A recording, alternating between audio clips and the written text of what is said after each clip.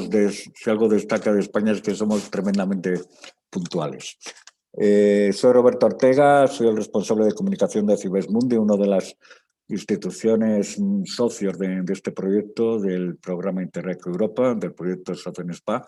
Les saludo desde Soria, en Castilla y León, en España. Nos ha salido un día pues bastante gris y bastante triste, que espero que las intervenciones de los 4 ponentes principales en la segunda parte de este programa nos lo animen un poquito más, conociendo cómo hemos logrado los resultados, los objetivos del proyecto, en el que se han estado trabajando durante 4 años, desde enero de 2017. Me parece que celebramos aquí mismo, en el Hueco, una reunión estupenda de la que hay fotografías maravillosas que os demostrarán que apenas habéis envejecido.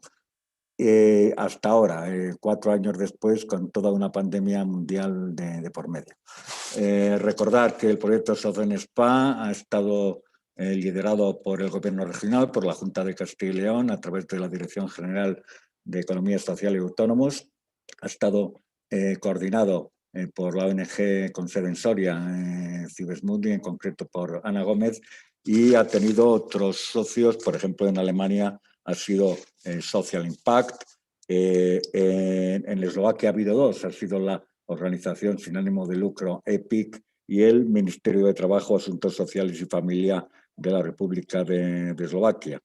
En Finlandia hemos contado con la participación de la Universidad de Ciencias Aplicadas de Laponia, y en Alemania no sé si lo he dicho ya, pero bueno, si no, lo repito, es el Social Impact. Me parece muy significativo el resumen que se hacía en los folletos que hicimos del proyecto, así que leo literalmente cuáles sean los objetivos del mismo. Este proyecto mejora la efectividad de las políticas regionales en áreas escasamente pobladas para apoyar la economía social y el emprendimiento social como impulsores de la competitividad regional y el crecimiento inclusivo. Tenemos por delante un par de horas y 8 ponencias con las que descubriremos y creo que sí se han logrado estos objetivos. Pero antes vamos con una primera parte, hasta el coffee break, que va a empezar el director ejecutivo de Cibesmundi, Joaquín Alcalde, al que le doy la palabra. Joaquín, cuando quieras. Gracias, Roberto.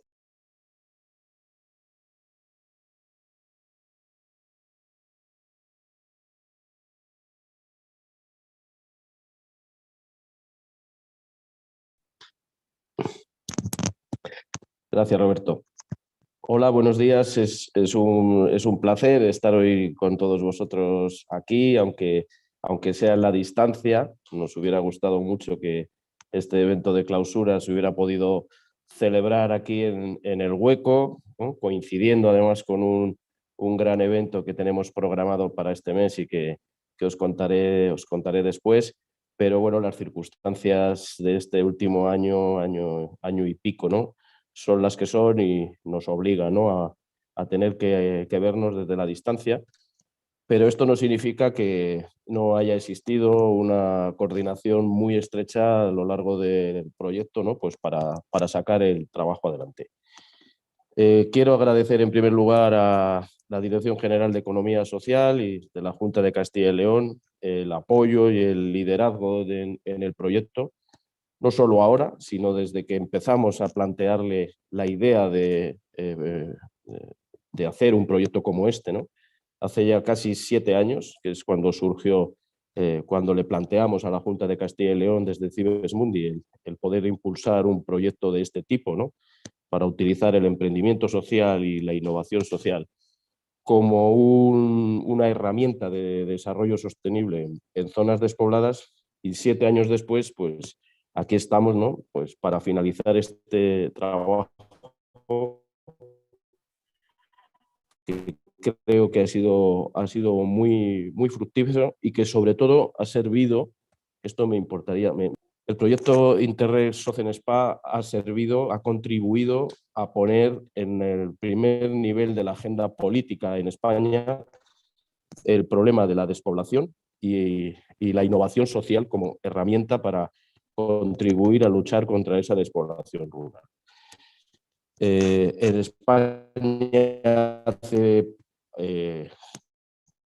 4 años prácticamente nadie es población en provincias donde la sufrimos especialmente, como es el caso de Soria.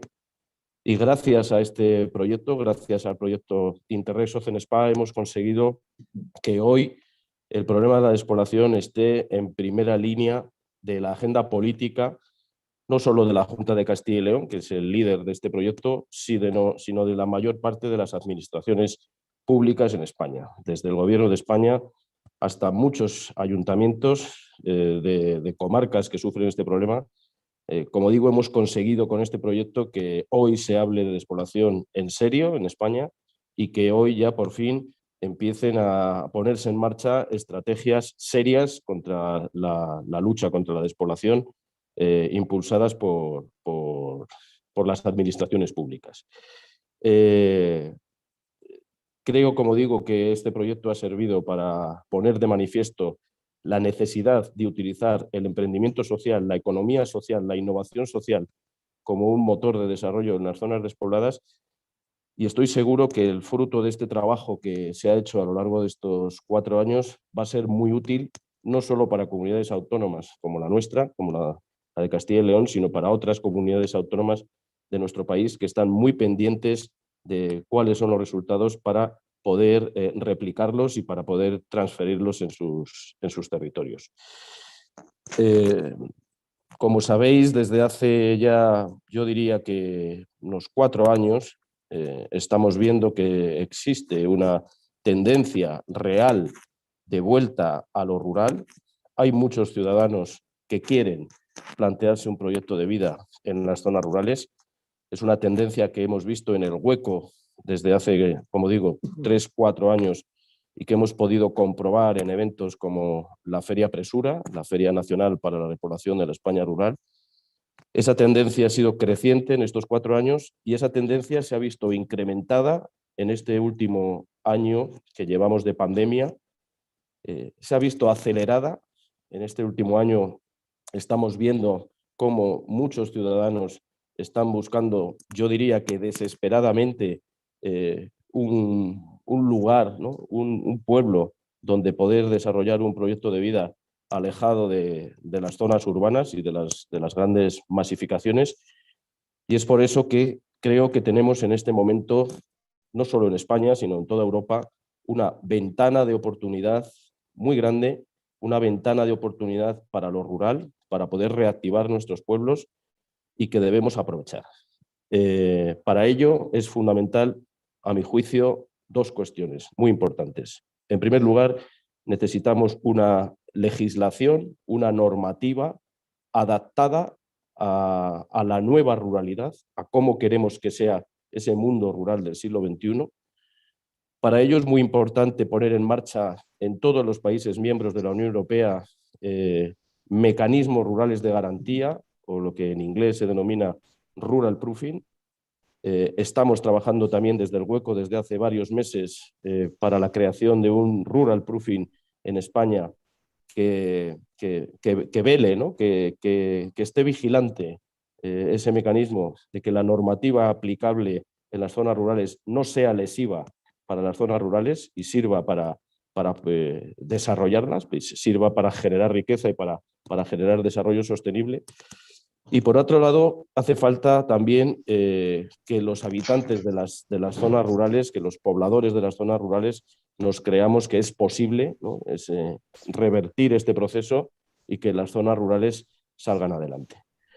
En segundo lugar, es importante también, lógicamente, los recursos económicos. En ese sentido, creo que tenemos en toda Europa una oportunidad única para utilizar los fondos de recuperación, los famosos Next Generation y otros programas de recuperación económica que va a haber en la Unión Europea. Tenemos que ser capaces de utilizar parte de esos fondos para conseguir impulsar el desarrollo de las zonas rurales y para conseguir impulsar políticas que no son caras como la de la innovación social.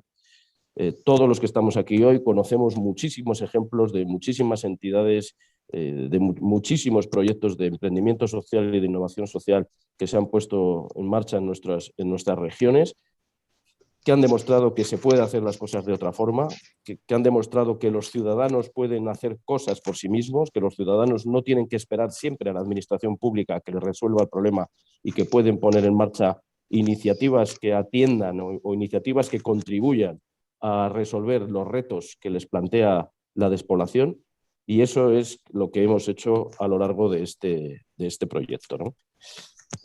Contaros que, bueno, a lo largo de estos 4 años, el conocimiento que se ha generado en el proyecto Interreg SOCENTSPA no solo ha servido o no solo se ha quedado aquí en Castilla y León. A través del hueco hemos tenido oportunidad de transferir gran parte de ese conocimiento a otras comunidades autónomas con las que estamos trabajando, como la Comunidad Autónoma del País Vasco, la Comunidad Autónoma de Navarra o la Comunidad Autónoma de La Rioja, que nos han pedido que les ayudemos, que les asistamos, ¿no? Que les demos asistencia técnica para desarrollar en estos 3 territorios estrategias de innovación social para revertir el problema de la despoblación. Creo que este ya es uno de los primeros logros, ¿no? de los primeros objetivos, ¿no? que nos planteábamos, ¿no? Que era que ese conocimiento, ¿no? Que el proyecto generara pudiera fluir y se pudieran beneficiar también en otros territorios. Comentaros que, antes de finalizar, comentaros que el día 28 de mayo celebramos la 4ª edición de la Feria Presura, aquí en El Hueco, en Soria. Es la edición que tuvimos que aplazar en noviembre por motivo del COVID. La vamos a hacer aquí el 28 de mayo. Luego os pasaré el programa que tenemos previsto. Es un programa de máximo nivel en el que hemos querido invitar a los políticos más relevantes de nuestro país, encabezados por el presidente del Gobierno, Pedro Sánchez, y por el presidente del Partido Popular y de la oposición, Pablo Casado.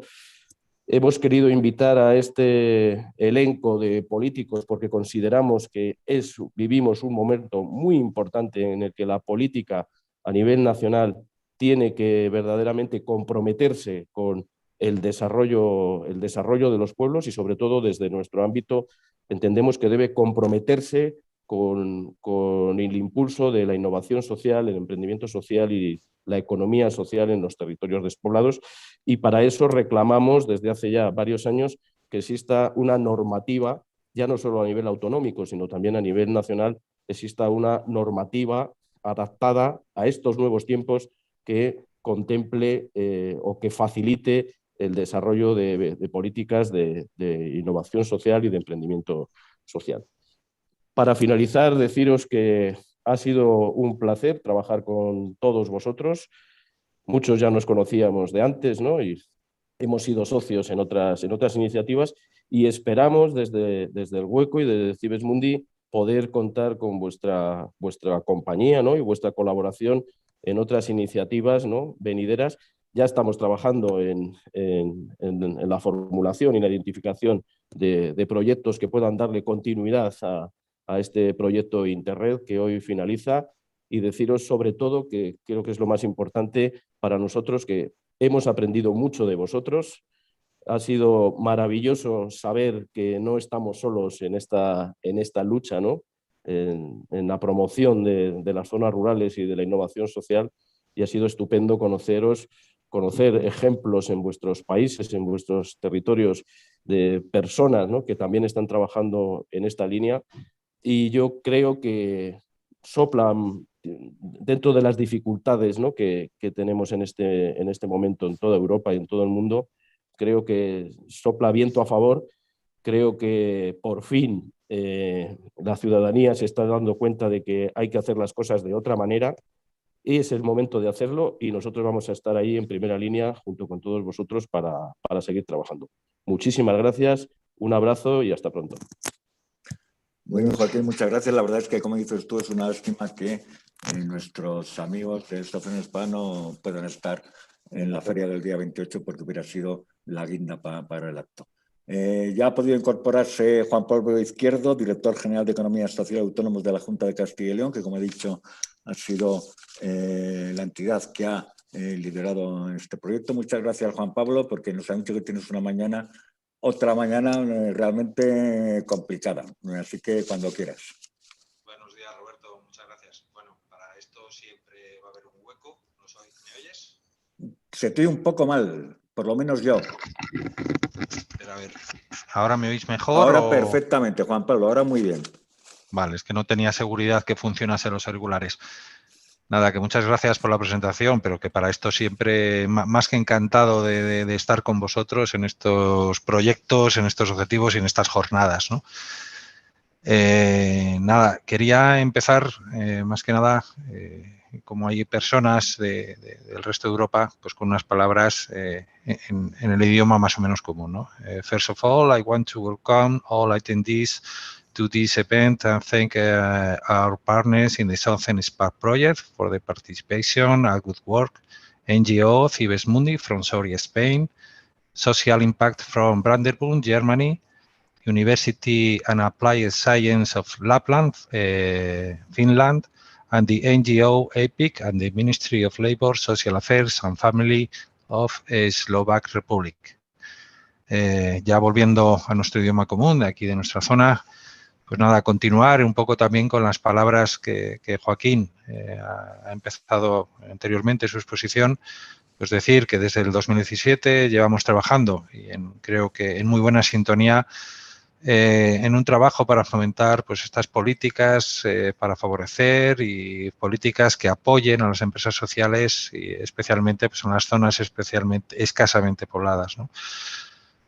Con unos objetivos, pues objetivos comunes, el de fijar población, el de paliar los problemas demográficos y para ello, con este proyecto, el SOCENTSPA, creo que ha puesto de manifiesto pues, la inquietud de todos los socios, que tenemos ante la despoblación, ante el emprendimiento social. Y estoy más que convencido y creo que ha quedado demostrado que se ha realizado pues, con mucho empeño, mucho compromiso y con la suma de esfuerzos para entre todos empezar al menos en revertir esta situación en nuestras regiones.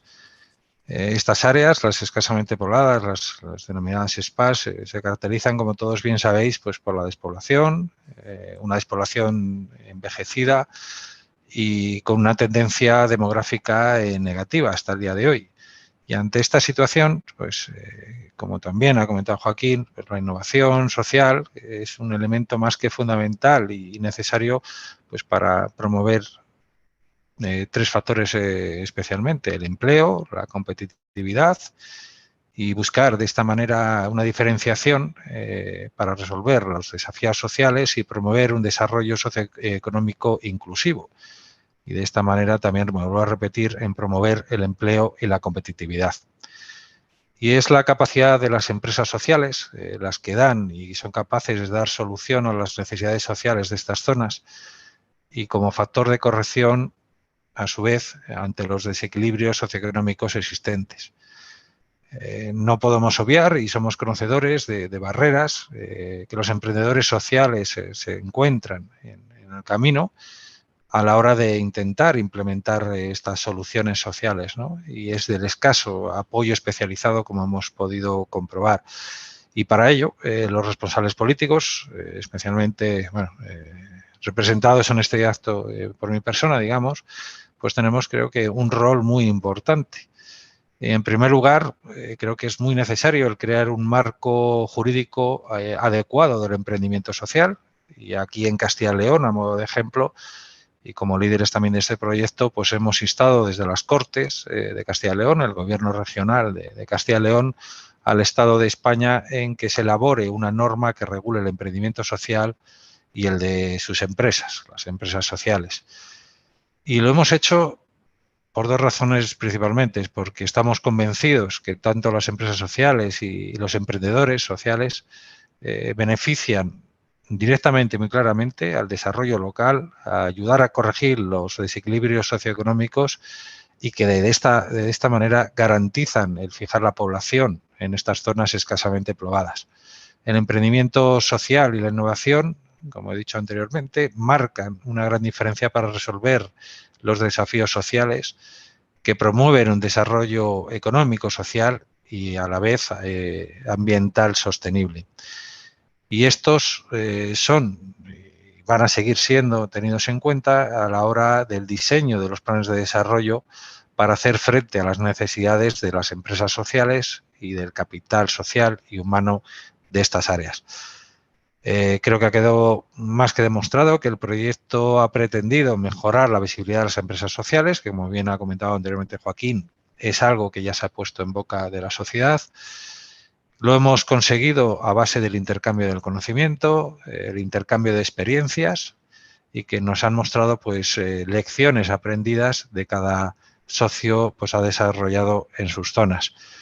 Y así, durante la ejecución de este proyecto, hemos sensibilizado a las autoridades públicas sobre el espíritu empresarial social, hemos apoyado y fomentado la visibilidad, la incubación y la aceleración de los proyectos de emprendimiento social y hemos ayudado a crear un ecosistema de emprendimiento social en las zonas escasamente pobladas de las regiones socias.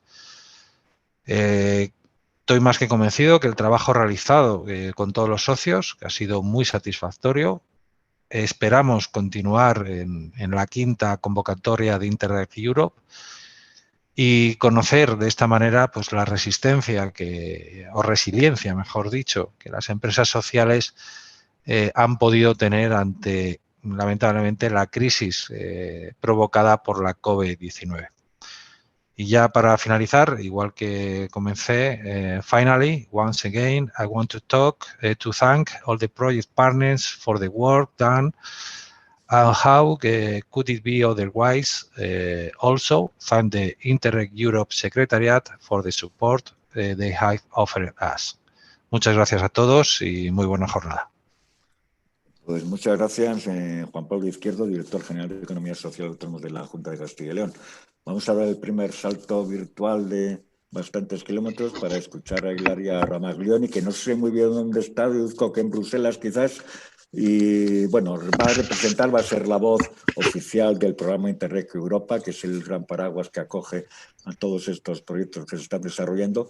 Y me parece que vamos a escuchar un poco sobre cómo está la situación en la cooperación interregional, que es pues, el gran, que es lo que mueve este tipo de proyectos. Ilaria, muy buenos días desde Soria, cuando quieras. Thanks all. A warm welcome also from my side on behalf of the program Interreg Europe and from a sunny Lille. We are based in the north of France, close to Brussels, let's say. So I hope I will send you some sun and sunshine today. I'm really very happy to be here today because I'm a policy officer. I was following the activities of SOCENTSPA project. So we did this journey together. It's nice to meet you all the project partners, even if it's virtually. But it's nice to put a face because we were exchanging a lot during these years, and now we are celebrating the closure of the project, and maybe there will be an additional year of exchanging in case you will apply to the 5th call. So I would like to take the opportunity today to give you a bit an overview on the state of play of the program and also some information about the future before giving the floor to the project partners to discuss on the achievements and results of SOCENT. So I'm going to share my screen. I hope you can see it. Just a second. Okay. So voila, yes, it's there. So as I was mentioning, maybe most of you know already the program because you are involved as a project partner or a stakeholder in the project activities. But for those who hear for the first time about Interreg Europe, I would like to briefly give you an insight on what is the program. So it's a European program helping local regional authorities to deliver and develop better policies We do this by creating an environment for sharing. So we bring the policymakers together. We make them exchange and share their knowledge on a specific challenge, on a specific issue, in order to improve their territorial situation. We do this through the main action. The first action is the interregional cooperation projects like SOCENT-SPA. We have launched 4 calls for proposal in total, and we are now financing 258 projects. Run by more than 2,000 partners. We cover all the European Union countries, and we have also a good percentage of NUTS2 level. So almost the 90% of European Union regions are involved in our projects. As I was mentioning at the beginning, today is the opportunity to give you a bit an idea where we are standing in terms of activities and achievements. And I would like to briefly guide you through the main indicators of the program to give you an insight on the state of play of the program.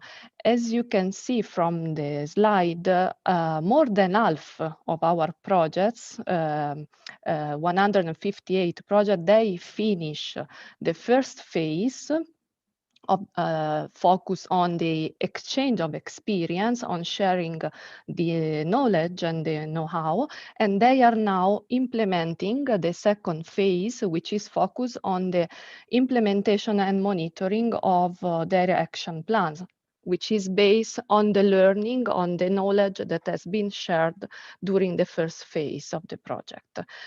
You can see that we have now, our project have identified more than 3,700 good practices. These are the basis of the exchange of the activities that our project are carrying out.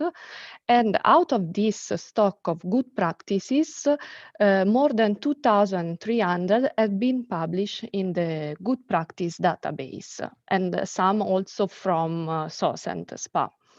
There are also 30,000 people declaring that they have increased their professional capacity thanks to their participation in the project activities. So this is the heart of our program, because as you may know, we are a capacity building program. So the objective is to share knowledge and to improve your way of working, but with the aim also to deliver better policy. And our projects are collecting this information during their events, during their activities, through surveys, and they collect all this data and they share this with the program, with the JS. At program level, we already also validate more than 900 action plans. So as you can see, the program is performing well. We have reached already our objective of the cooperation program, so we are running in a good trend. In terms of results, which is again, it shows you the effect of what we are doing, of the activities, the effect, the outcomes of our projects. We are now receiving more and more policy changes, as we call it in our jargon in the program. And currently we have more than 550 policy changes reported by 160 projects.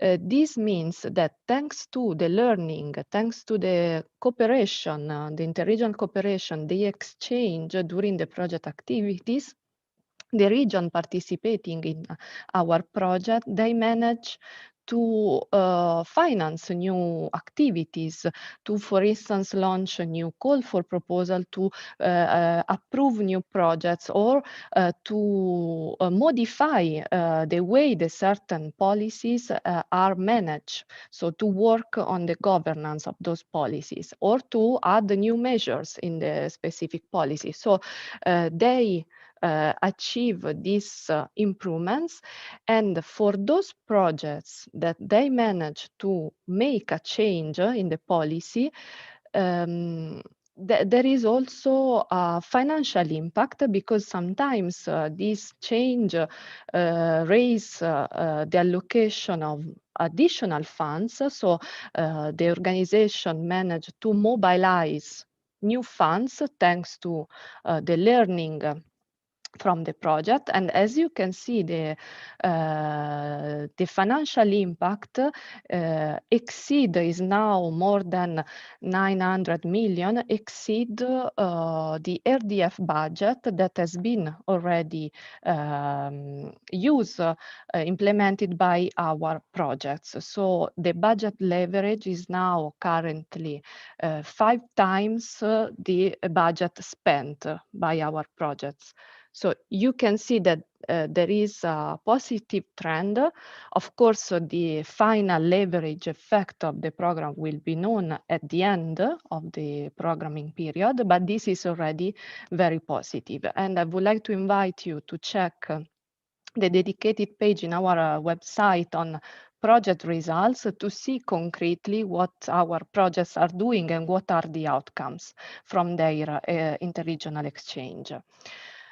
Sorry, I put again the presentation. Yes. The second action of the program is the policy learning platform. For us, it's complementary to the funding of the projects, and as a strategic objective of better capitalizing the project results. So all the knowledge coming from our projects, we want to share it with a wider audience. So we consider the policy learning platform a space of continuous learning from all regional, local authorities, stakeholders that are working on delivering regional development policy.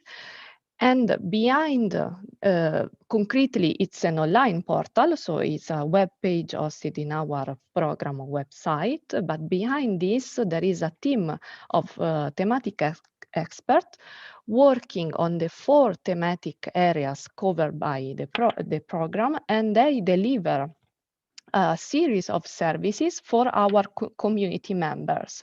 So you can participate in thematic events. Now all the activities has, of course, moved online.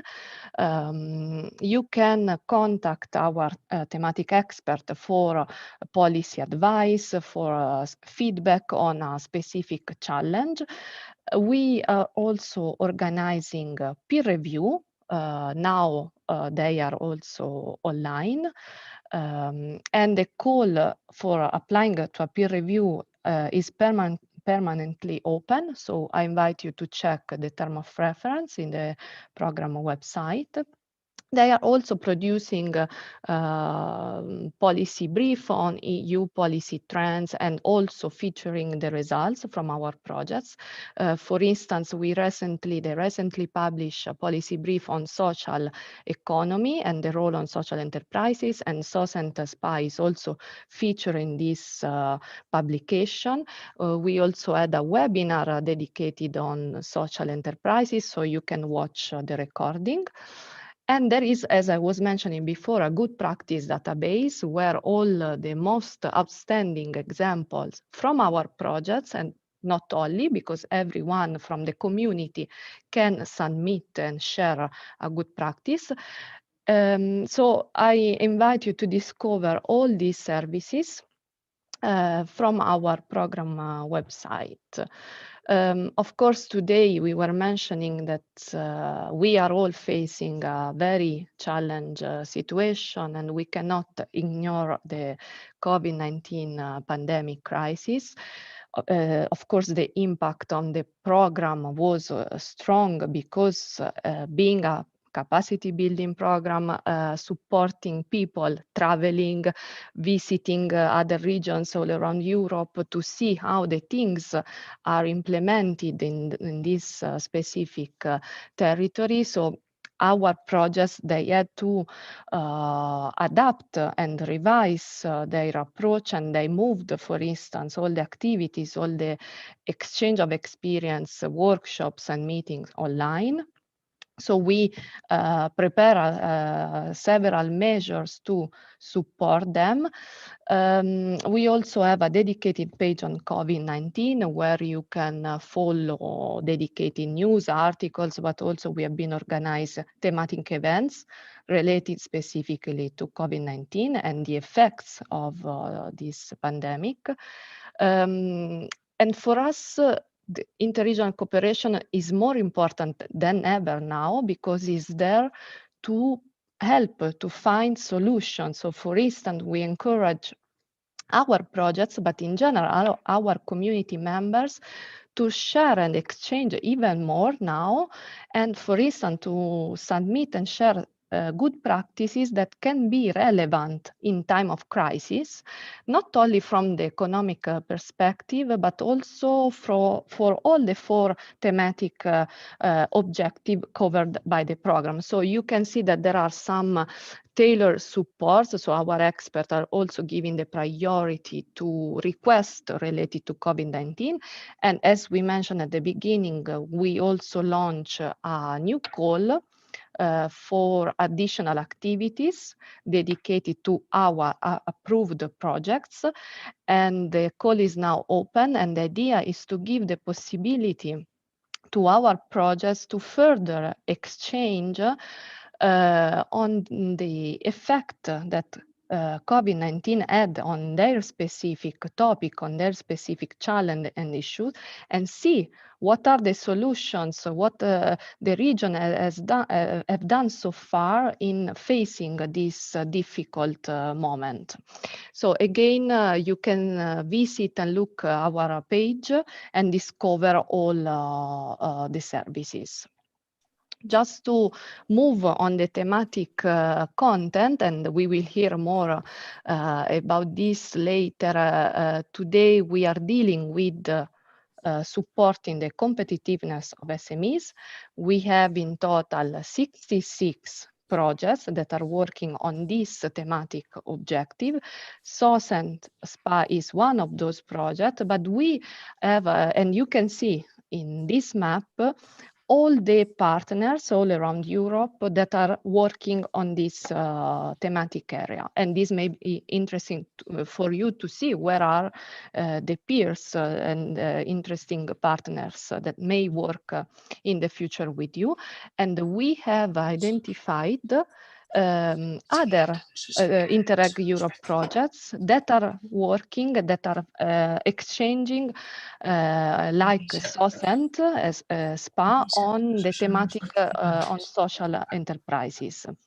So you can see that there are 6 projects in total that they are facing same challenges, and then they are exchanging on the importance of social enterprises in the economy, their role, their innovative character, the possibility to support them with some business support scheme, but also the access to finance for this type of SMEs. And some that are, for instance, working on the role of reuse centers as social enterprises, or on specific areas like you on rural areas. So I invite you, we always invite you to have synergies and collaboration, cooperation with other projects, and this may be interesting also for you. Just to close, a few information on the future. You may know that the partner states kicked off the programming process with the first programming committee in December 2019. They had approved recently in February the 4th version of the cooperation program. We have launched in March a consultation to gather all the comments, feedback, suggestions from our community members, from the stakeholders, to get a feedback on this draft version of the program. And we had a webinar dedicated to this, and we received a lot of comments, a lot of questions, and there was also a survey. And we are now going through all these comments in order to improve and refine the cooperation program. And the idea, the timeline is to have the final approval by summer from the member states, and then to submit the official cooperation program to the Commission and to get the approval, let's say, early 22. So the first calls for proposal may be launched in the first semester of 2022. You can follow this process in our website. There is a dedicated page on the future. You can see all the documents relevant, and you can have a look at the draft cooperation program, and you will see that as we like to say, there are no revolution, but evolution, because the main features will remain the same, like being a pan-European program covering all the European Union countries and regions, with the objective of improving regional development policies through capacity building activities. But the member states express the wish for some evolution, for instance, in relation to structural funds, as you know, to have a lightened approach on the selection of the policies, to give the possibility to address different policies than the structural funds. Also to propose more learning by doing activities like pilot action already at the beginning of the project, and to finally have a more cross-cutting thematic priority, which is capacity building, to give the possibility to cover different topics in general. So you can see all this information in the draft of the cooperation program. This is all from my side. I thank you all for your attention, and I would like to thank again all the project partners for the great job done so far during these years and for the great commitment. Thanks a lot.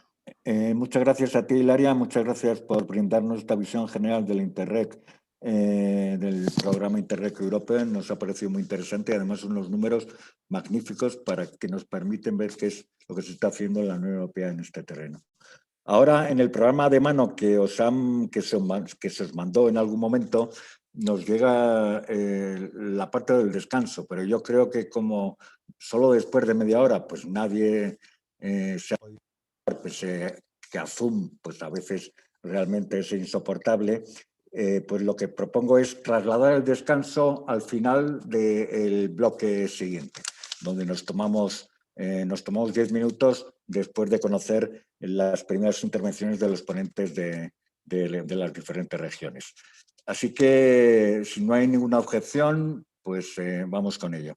El siguiente bloque nos va a dar una visión general de los proyectos, de los principales resultados alcanzados durante los procesos de implementación, y nos van a contar los problemas y retos para la innovación social y el emprendimiento social en estas áreas poco pobladas en las que vivimos. Y va a empezar a hacerlo por parte de... va a empezar a hacerlo Ana Gómez Garcés, que es la responsable de proyectos de la ONG Cibes Mundi y quien ha estado coordinando en los últimos 4 años el proyecto SOCENTSPA, que, por cierto, para que no lo sepa, para nuestros invitados es emprendimiento social en áreas escasamente pobladas, que es un acrónimo. Ana, cuando quieras, todo tuyo. Buenos días. Good morning, everyone. I would like to apologize the project partners because today I'm going to make my presentation in Spanish to take advantage of the interpretation. So I'm going to start talking in Spanish. Bueno, buenos días. Voy a poner una presentación. Me parece importante, bueno, y al ser la primera, aprovechar pues para un poco recordar. A ver.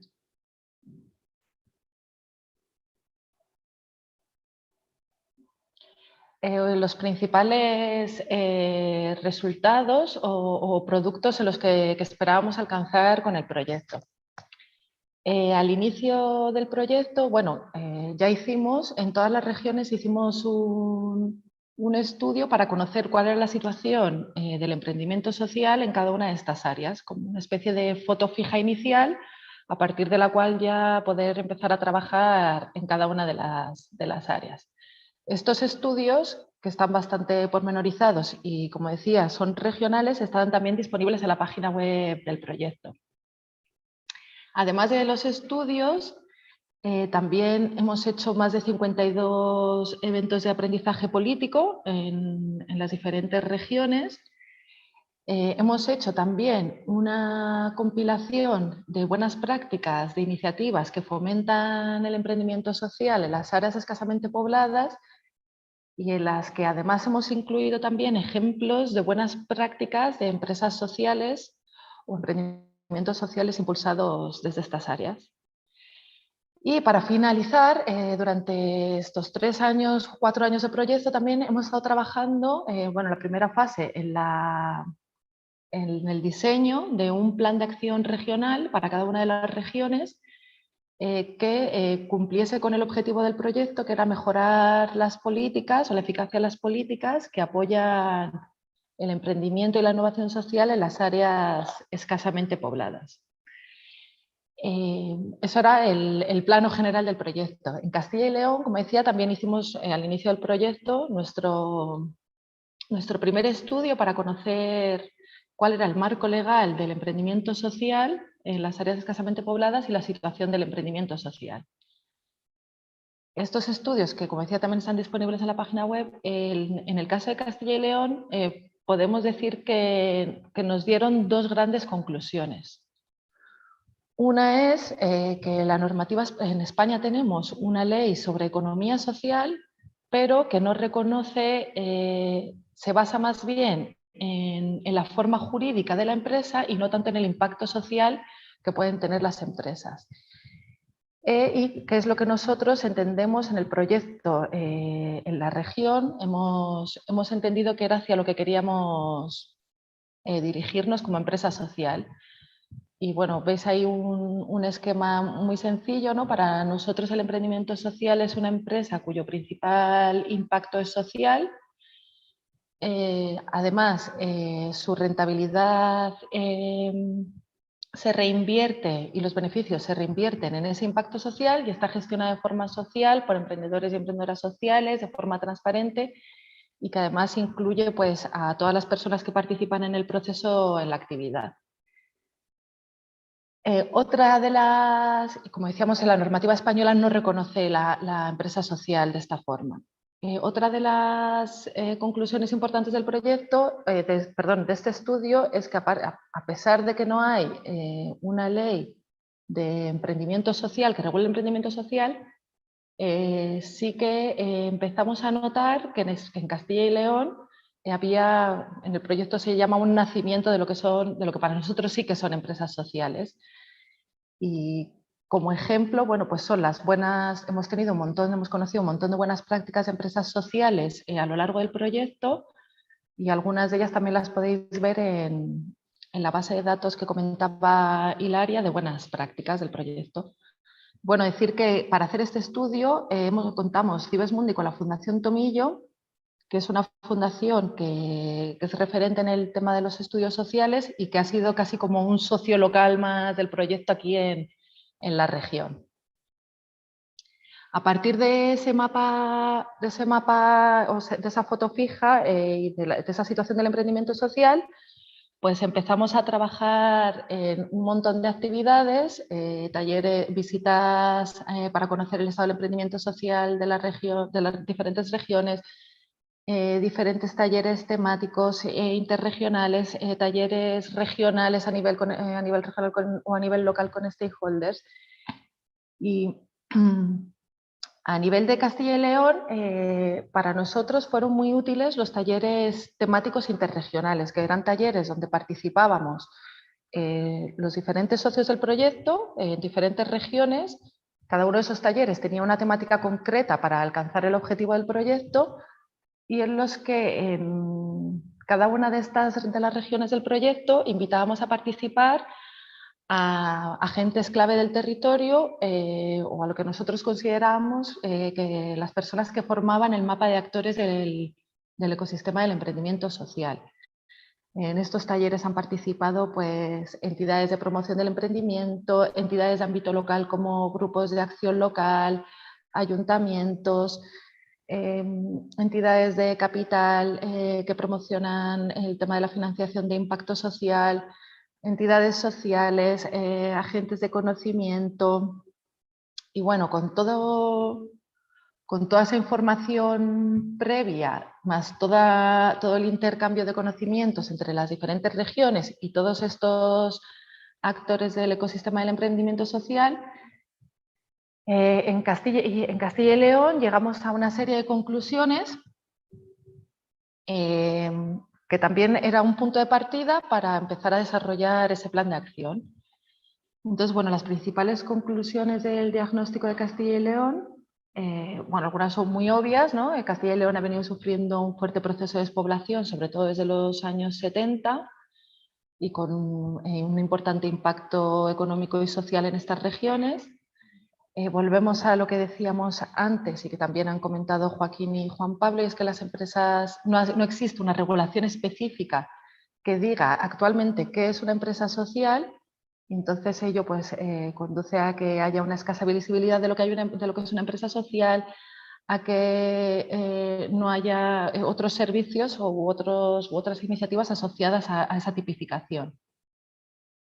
Bueno, al no estar tipificada tampoco hay financiación o está infradesarrollada, hay una escasa cultura del emprendimiento social que hace que la gente joven abandone los sitios sus lugares de nacimiento o estas áreas, porque desconocen también un poco las oportunidades que estas áreas dan sobre todo para emprendimientos de impacto social. Hay una limitada dimensión de los mercados que también frena el desarrollo de estas empresas. Una escasa generación de conocimiento sobre, como decía antes también, sobre las áreas rurales, y además hay muy pocos espacios de apoyo concretos para emprender en estas áreas, y bueno, y dificultades en cuanto a infraestructuras de telefonía e internet. Entonces, a partir de estas conclusiones o estos problemas que son a los que se enfrenta el emprendimiento social en las áreas escasamente pobladas, continuamos trabajando en más talleres, en más visitas, en más reuniones, y bueno, y le dimos un poco la vuelta. Entonces, a partir de esos problemas comenzamos a trabajar en 6 líneas de acción, o identificamos 6 líneas de acción sobre las que nos parecía importante trabajar. Esas líneas de acción son construir un marco legal adecuado que tipifique lo que es una empresa social, que es lo que ya se ha venido diciendo y en lo que hemos hecho hincapié, sobre todo en nuestra región. También nos parecía muy importante mejorar el acceso al capital para las empresas de impacto social y sobre todo en áreas escasamente pobladas, que es como un doble reto. La promoción también del emprendimiento social en el sistema educativo y en los dispositivos públicos de empleo como otra oportunidad más. Promover la innovación social y el conocimiento generando herramientas, espacios de actuación que fomenten la creación de redes, el intercambio de experiencias entre emprendedores sociales, y también nos parece importante destacar la medición de impacto de las iniciativas. Impulsar los mercados para las empresas sociales y mejorar las infraestructuras de apoyo.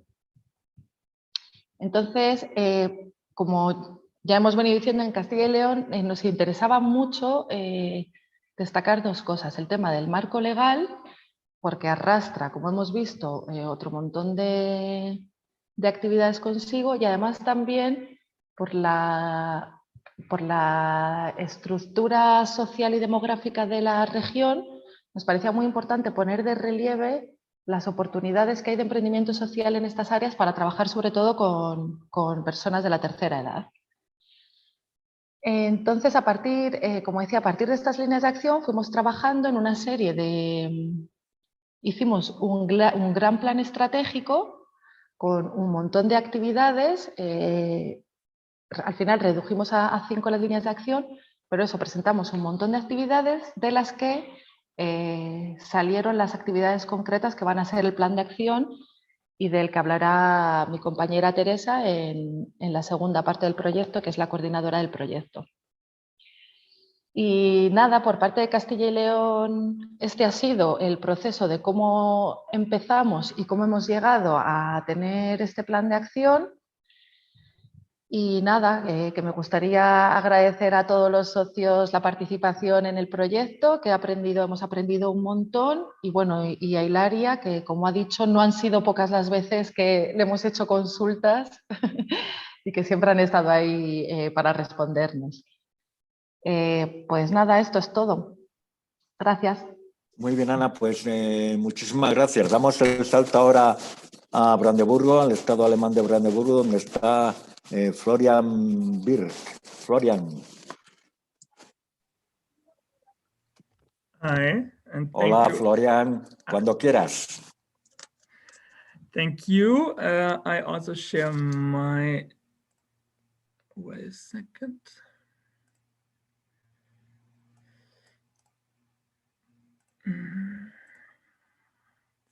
So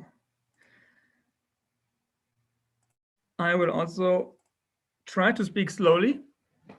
And thank you already, Anna, for taking us back and providing a great overview of how we started, what has been done. That was, I think, a good introduction. I try to do a bit of an overview of how we started in Brandenburg. So what was the state there? And then, of course, in the course of the project, how we went on and what was basically the results also of the project. So my name is Florian, I'm working for Social Impact. We are an incubator for social startups. So we help social startups develop their project ideas and their entrepreneurial journeys. So, and have been working in the topic of rural areas for quite some time, for over 10 years, but really started again or kickstarted the topic social innovation, social entrepreneurship in rural areas with the SOCENTSPAs project.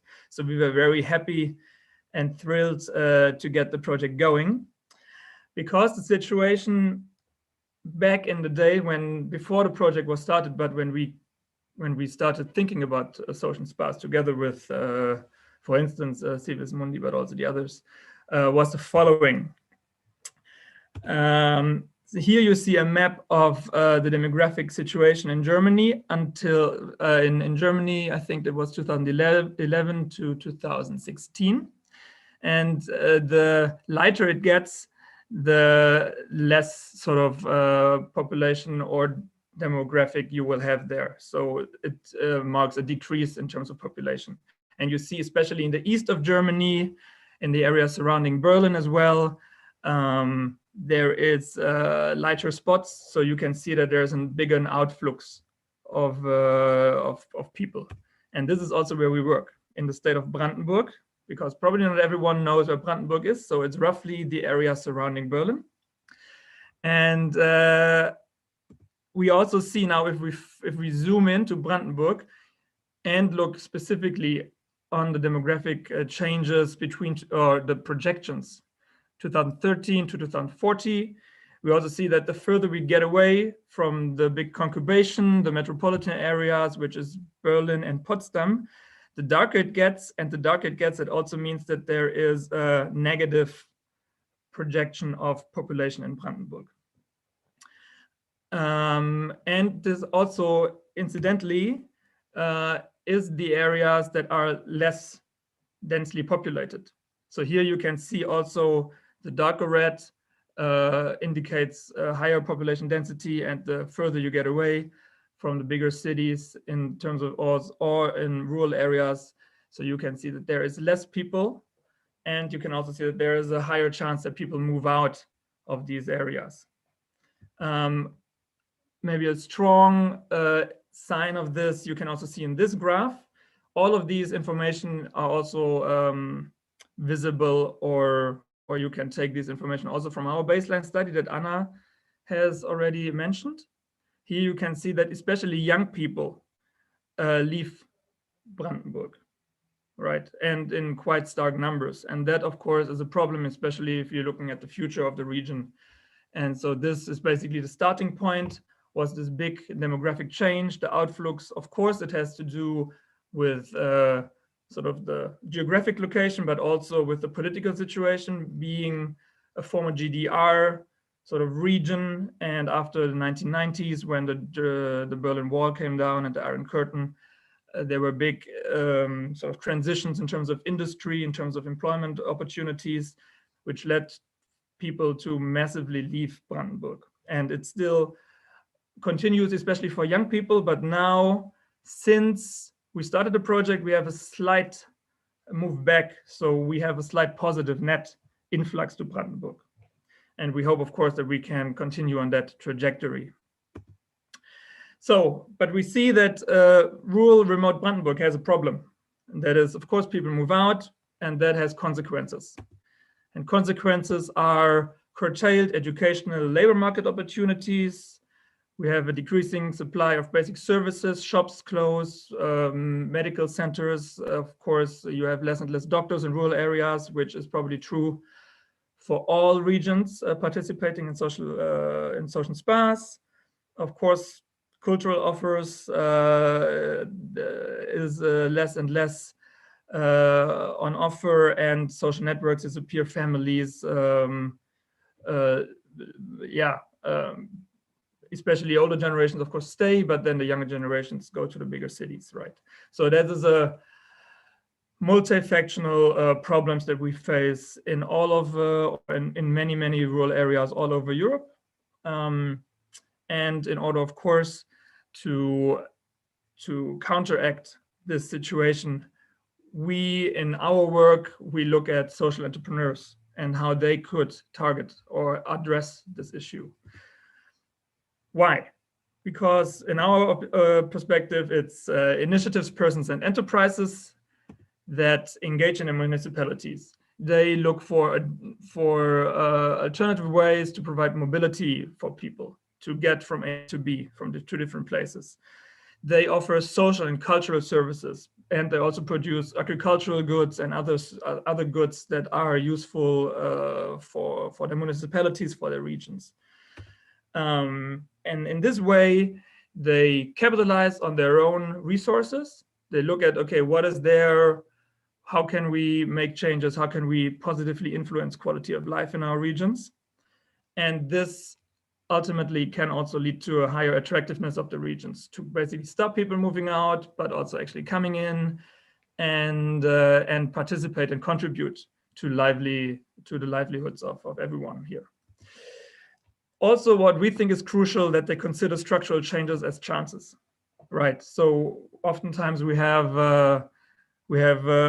resource or we have environments that lack resources and that face a lot of problems and challenges, but engaged entrepreneurs, innovators, they look at it and then they find interesting ways and resource efficient ways to deal with these challenges. And we wanted to work with them to address the aforementioned challenges that also Anna has mentioned before, right? So we started SOCENTSPAs, and here's, of course, also you see pictures where we were visiting social entrepreneurs in Slovakia, but also in Brandenburg. We talked to our stakeholders in Brandenburg, and the project actually helped really kickstart also this dialogue and helped raising more and more awareness of the topic, and especially our Ministry for Social Affairs were very engaged in this whole process. We were also speaking at the Working Group for Social Entrepreneurship and the European Commission. As you can see on the top left, that's our CEO, Norbert. We have visited Lapland a couple of times for bilateral visits, where we got inspiration, especially when it comes to the topic of how smart procurement can foster regional growth and help social entrepreneurs in their work. We have, of course, welcomed our Spanish friends on the left side to learn a bit more about alternative ways of living together. And all of this, of course, has helped us gather a more comprehensive view of the situation and of possibilities. So, what measures would be necessary and helpful? We then sat together again in different workshops. This is a picture of the final workshop that we did in Belitz, which is close to Berlin. And here, of course, we then settled on the action plans and what we actually wanted to do. So what is it? First, in Brandenburg, we wanted to gather more information. As Anna said, we had these baseline studies at the beginning of the project. These were very helpful in order to give us a better idea of main pitfalls, main challenges, but we figured that was not enough. We figured that we needed to talk to more social entrepreneurs to really get a good idea of what is happening. Also, that political stakeholders, ministries have a better idea of the potential of social entrepreneurship in Brandenburg, but also then the challenges and what they could do about it. So that's the first thing. So we wanted to see what social entrepreneurs are actually in Brandenburg and get really a comprehensive overview of that. What services and products do they offer? How are their networks and how is the support structure that they do have? And then, of course, what challenges do they face? So that was the first thing. Secondly, we also wanted to take action. Social impact is working, as I mentioned before, we do basically provide coaching and consulting services to social enterprises all over Germany, but mostly in the large towns. This is a picture you can see from our social impact lab in Stuttgart, which is our co-working space in Stuttgart. In rural areas, such places do not exist, except for that with the help of the ministry, also supported by SOCENTSPAs, we have started our own social impact lab in rural areas, which you can see here in our very nice space, which we want to use as sort of a competence center social innovation for rural areas. This is located very practically close to Berlin and Potsdam, with a direct train connection, and really is a very useful space. But if you're looking at Brandenburg, it's a very large region and very dispersed, very scarcely populated, as I said. So this is not enough.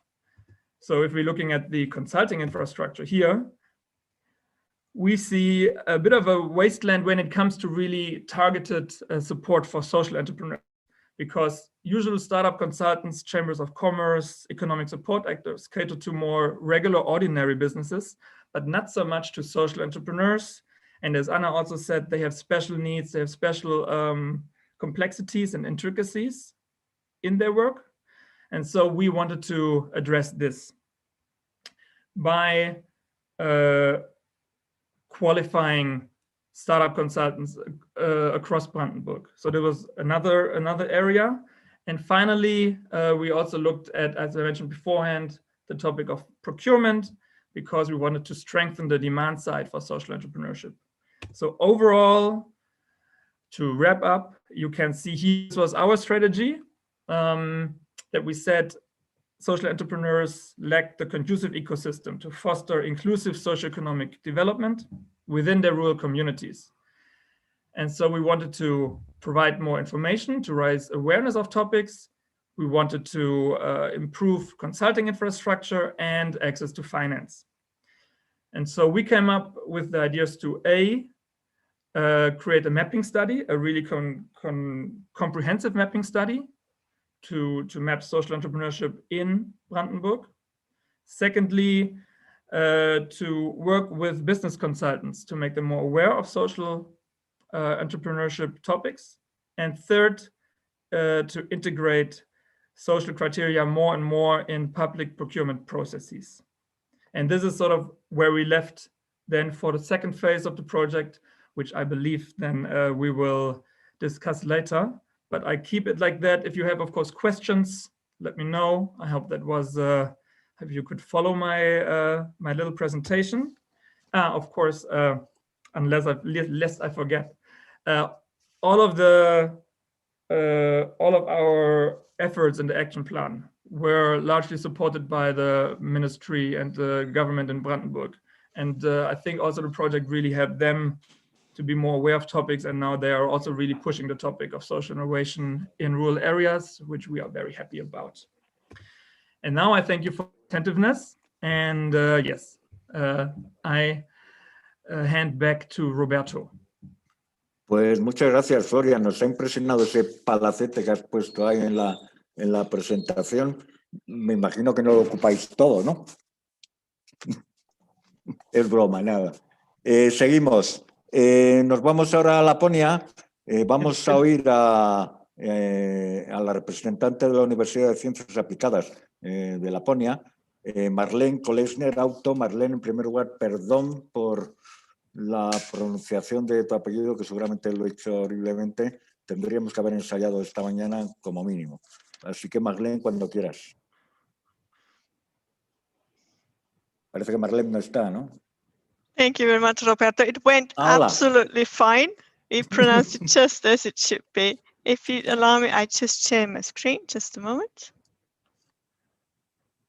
So, and just try to get back here and start the slideshow.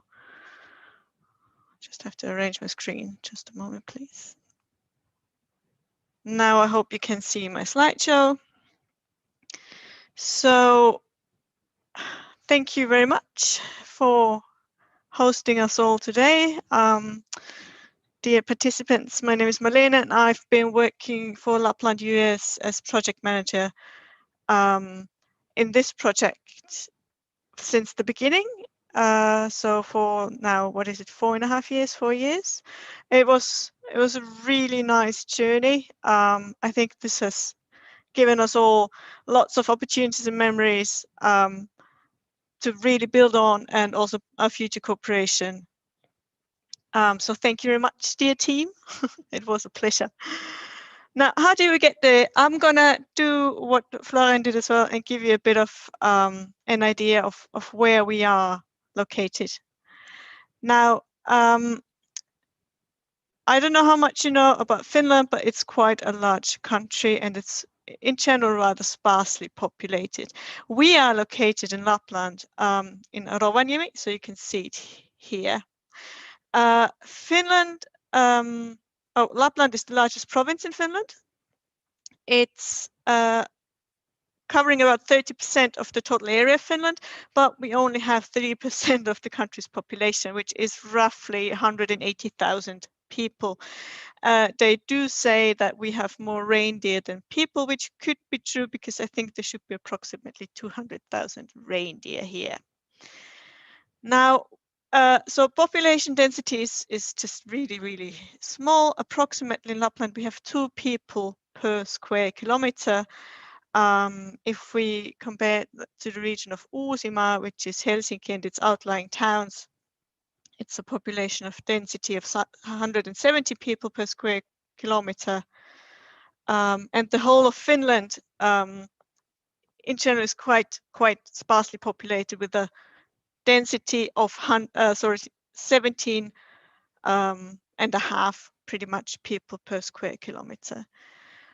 Also, we're sparsely populated, but we're also remote.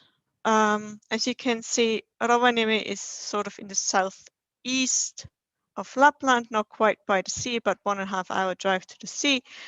But if we were to go to the very north of Lapland, to Utsjoki, that would take us about 5 hours. In between Lapland or Rovaniemi and Utsjoki, there are a few towns, but not terribly many. As in Brandenburg, we have a similar challenge that young people tend to move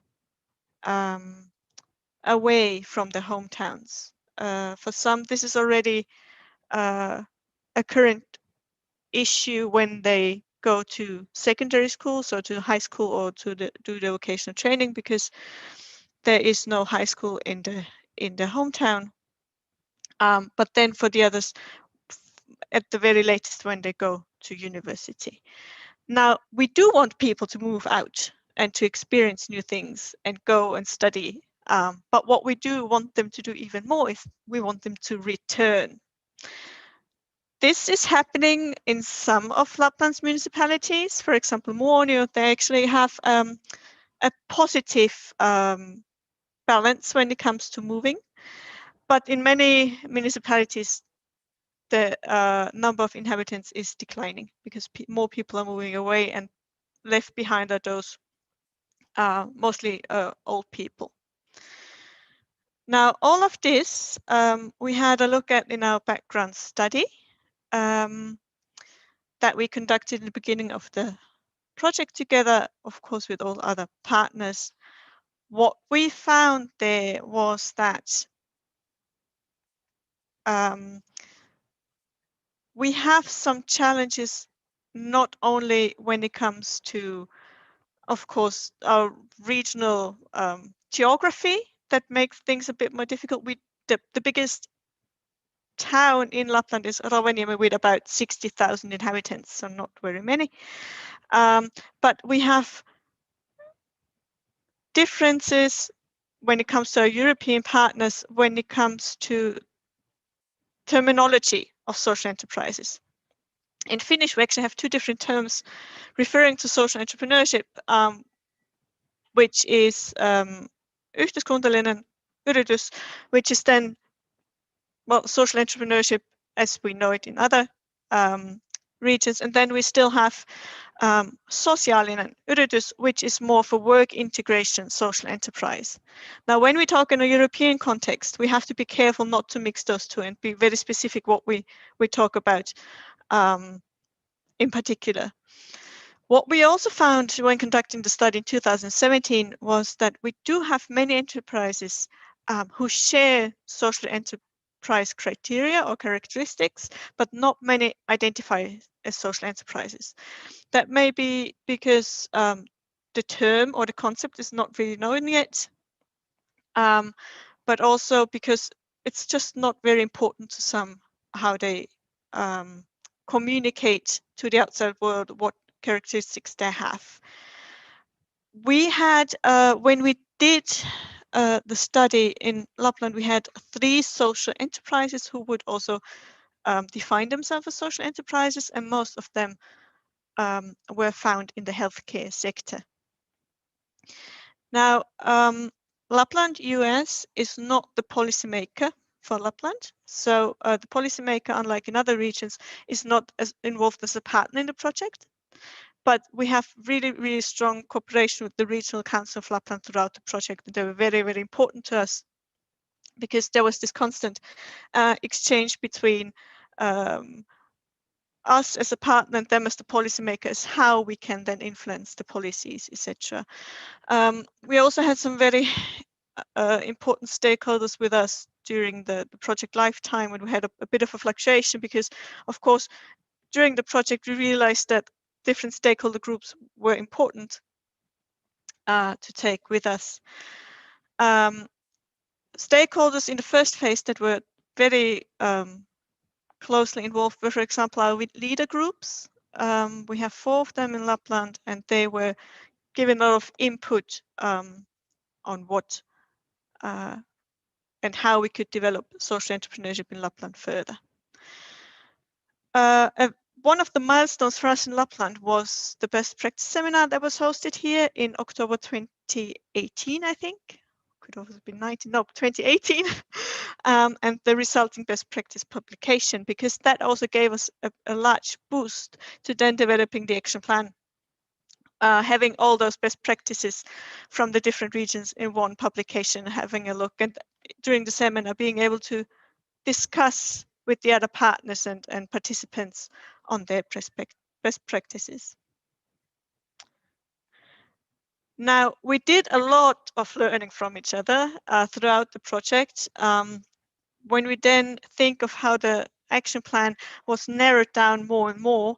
I think what I have to highlight is the 2 bilateral visits in spring 2019. We were visiting Brandenburg on the topic of social impact measurement, and Castile and Leon for the train-the-trainer topic.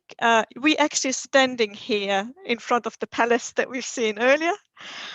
We've been there twice, I think. And both bilateral visits were really, really crucial for us when it came to developing the action plan further. So for us, based on everything that has happened during the project, the background study, then I think it was 3 seminars on policy learning, the bilateral visits, the best practice guidance seminar, they have really helped us in identifying what it is we need to do in Lapland in order to support and popularize social entrepreneurship.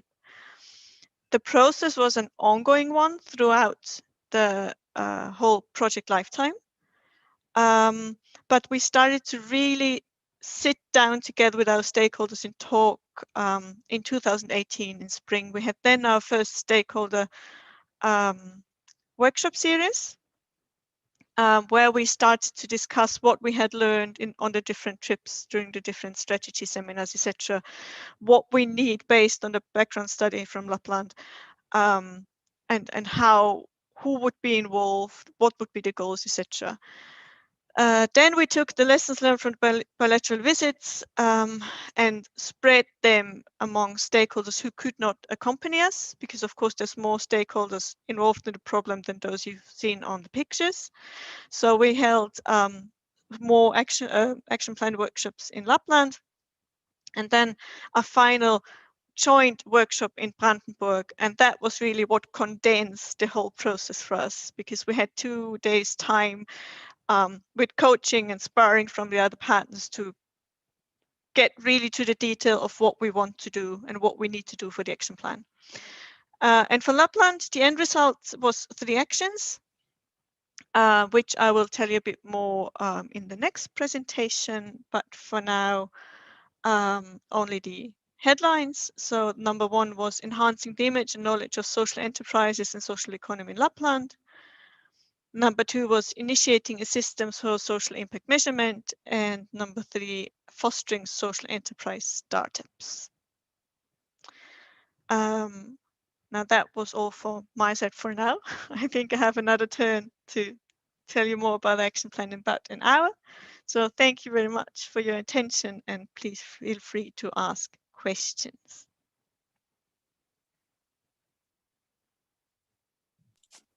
Pues, ¿alguien quiere preguntar algo a Marlene, ya que se ha ofrecido a responder amablemente a todas las preguntas que tengáis?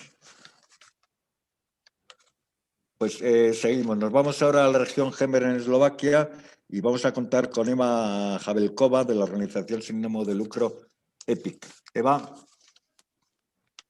Yes, hello. Buenos días. Hello, everybody. Can you hear me? Sí, perfectamente. Perfectamente. Okay, it means that you can hear me. Okay, super. I will share my PowerPoint. Can you see it now? Sí, también. Okay, thank you. Okay, my name is Eva, and I'm from EPIC, Slovakia, which is non-governmental organization, quite unique because we are Australian non-profit with offices in Slovakia, Czech Republic, Scotland, New Zealand, and of course in Australia. And I lead 2 offices, one in Slovakia and one in Czech Republic. And I can tell you that today is a double celebration for me. First of all, the final event of SOCENTSPAs, accomplishing this project, and the second one today is the 4th year when I joined EPIC. That means that It is precise day when I came to EPIC 4 years ago. What I want to share with you is our activities and outcomes and results within SOCENTSPAs project. As you know, in Slovakia, we cooperated also with Ministry of Labor, Social Affairs and Family. And our key goal was improvement of region and competitiveness of regions in Slovakia, starting with new jobs within social business, and we concentrate on region Gemer, which is in the eastern part, which is located in eastern part of Slovakia. I will tell you why we focused on Gemer region a little bit. First of all, as you probably know, Slovakia is a regionally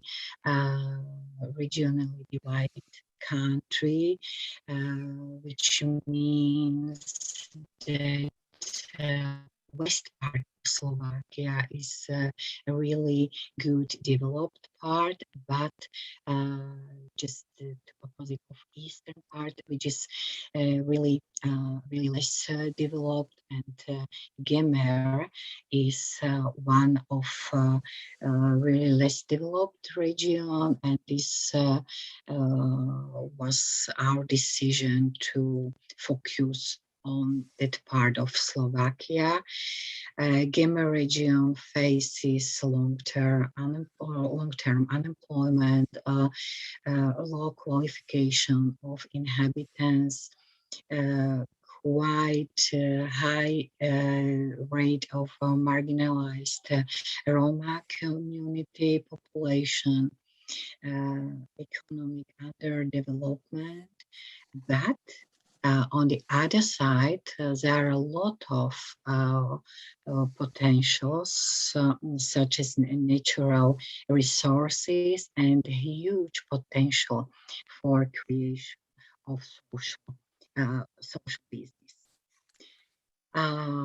These were key reasons why Gemer region has been chosen. It wasn't really easy to monitor and analyze the situation there. First of all, we had to find experts and create expert network with stakeholders and people who were aware of social and economic situation of Gemer region and potential social economy stakeholders who wanted or intended to start something like social business or entrepreneurship in the Gemer region. We created a working group and developed a specialist study where the legislative framework and status of social business and social environment and economic problems were analyzed.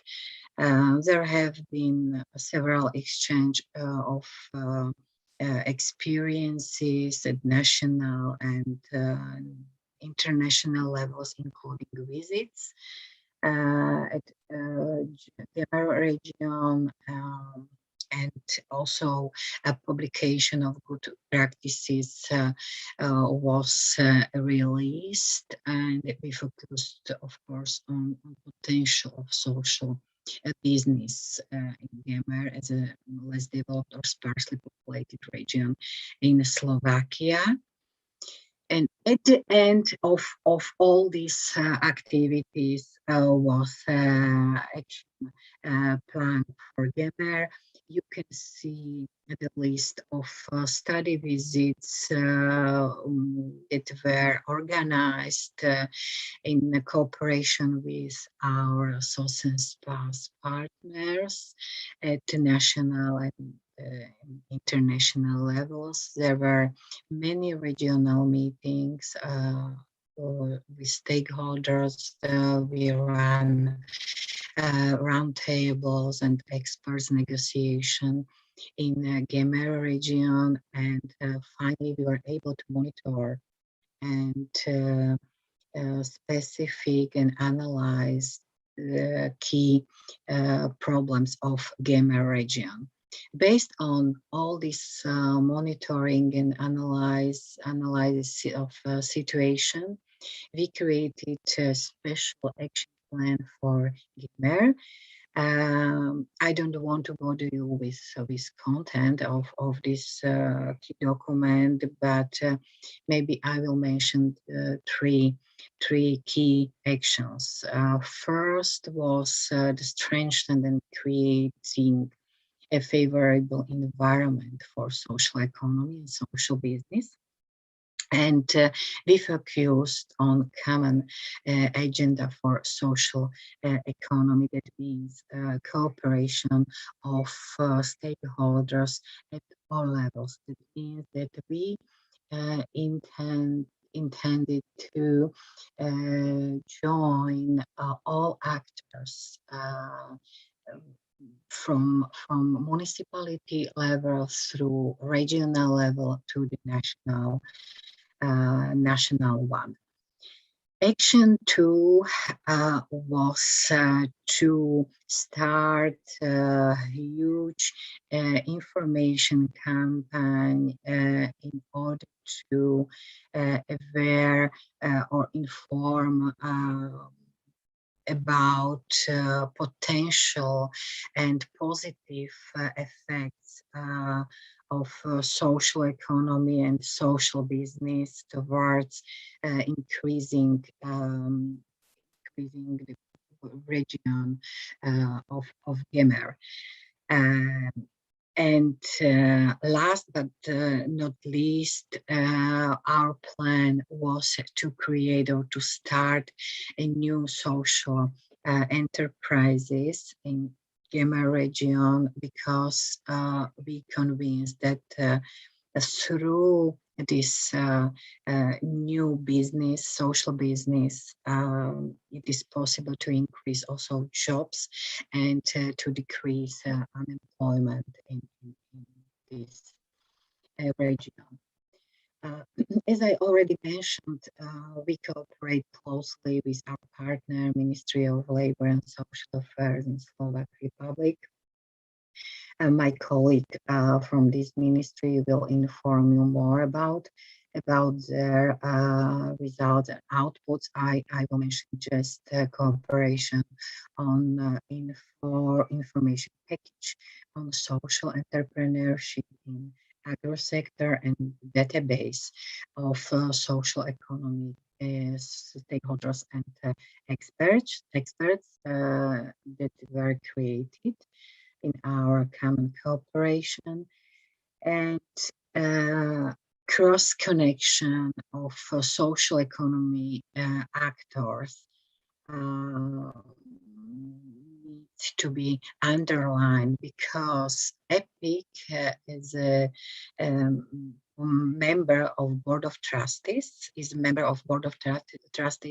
of a new umbrella organization for social economy, Alliance for Social Economy in Slovakia. And we used this our membership to attract experts who lectured new or potential social stakeholders and those who plan or intended to start social business. We also cooperated with National Recycling Agency because we understood that Gemer and the many regions in eastern part of Slovakia has a great potential to start social business in green economy and biotechnology. And this was the main reason why we started cooperation with, for example, a recycling agency. We started also online workshops and consultancy with individual stakeholders in order to create new social business. What we did is maybe because of COVID with the implementation of action plan for Gemer, because we understood COVID as a challenge, and EPIC interlinked two ongoing projects. That means that we interlinked SOCENTSPAs project and another ongoing project titled SEROSI. Both this project have a similar target group. That means also a SEROSI project run from the leadership of Austria in cooperation with Czech Republic, Italy, Poland, Slovenia, and Germany. Is focused on rural, less developed areas, and the key tool how to improve these regions is to start a social business or to support social entrepreneurs. We interlinked stakeholders from both projects and invited SOCENTSPAs stakeholders to start online training course within Academy of Social Innovation in rural areas, and to join Skyrocket platform, which is new digital environment for social innovators and social entrepreneurs to share their ideas and experience and to find potential investors for their ideas and plans in social business. And as I already mentioned, we run a lot of online interviews with social business stakeholders to monitor their key problems. And then we started cooperation with experts on social areas to advise them and to through individual consultancy to help them and to support to start real social business. As for particular success in Slovakia, I have to mention in positive, I would say, positive national environment and positive steps which were passed. For example, in terms of legislation in Slovakia, our government was able to pass a special law on social economy in 2018, and specific aid towards increasing new social business, such as investment and non-investment aid, system of registration of social enterprises in Slovakia, and new regional centers in Slovakia as a key advisory bodies for social enterprises and those who want to start social business. As I already mentioned, we try to link or interlink initiatives, projects, experiences from past, and actors and stakeholders and social economy. We built on these existing outcomes, work with individual actors. We try to advise and educate them and consult their problems. Despite of all this process, I would say that a lot of things or problems remain to be solved. First of all, legal and financial and political uncertainty, which is still in Slovakia, and means some obstacles to start new social businesses. Also lack of human capacity, because many people, especially mayors of villages in region Gemer, informed us about this problem, not just in terms of financial, but also in terms of lack of people who will be able to help them to start a social business, insufficient investment and non-investment aid, because everything is I would say starting point now, and a lot of problems, something like support of rural economy still problem regarding investment, financial support. A weak cooperation among institutions. This is still a problem.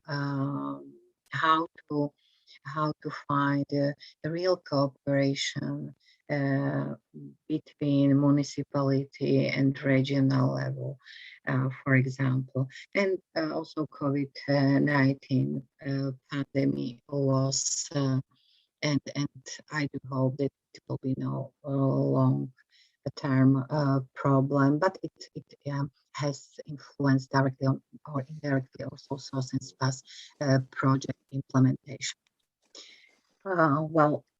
It was a really short overview. If you have more questions during discussion, I'm here to answer it. At the end, I would like to kindly ask you, our Spain coordinator, and also for all partners for our great cooperation, and it was my pleasure to cooperate with you. Thank you very much. Gracias a ti, Eva. Muchísimas gracias. Yo no sé si alguien quiere hacer alguna pregunta a Eva de EPIC. No, muy bien. Pues ahora sí que nos vamos a tomar ese descanso que habíamos aplazado. Bueno, pues para que realmente queramos descansar, ir al baño, etcétera, etcétera. Y son las 11:44. Aquí en España, pues nos vemos dentro de 16 minutos, a las 12, si os parece bien. Muy bien, hasta luego.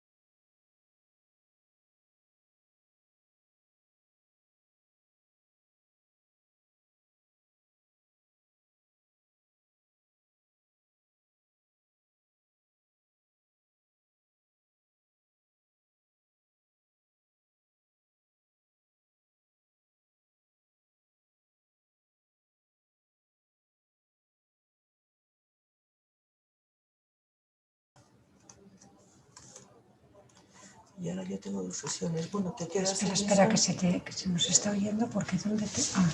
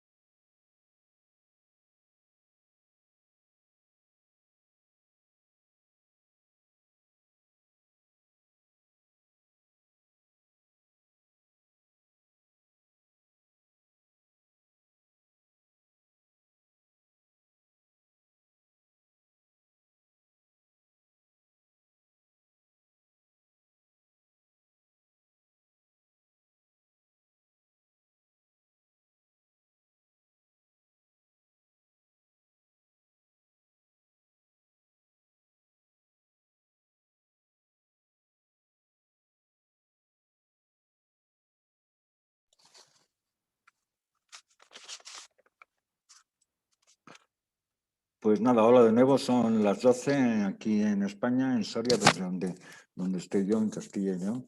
Vamos a seguir con el programa previsto tras el descanso.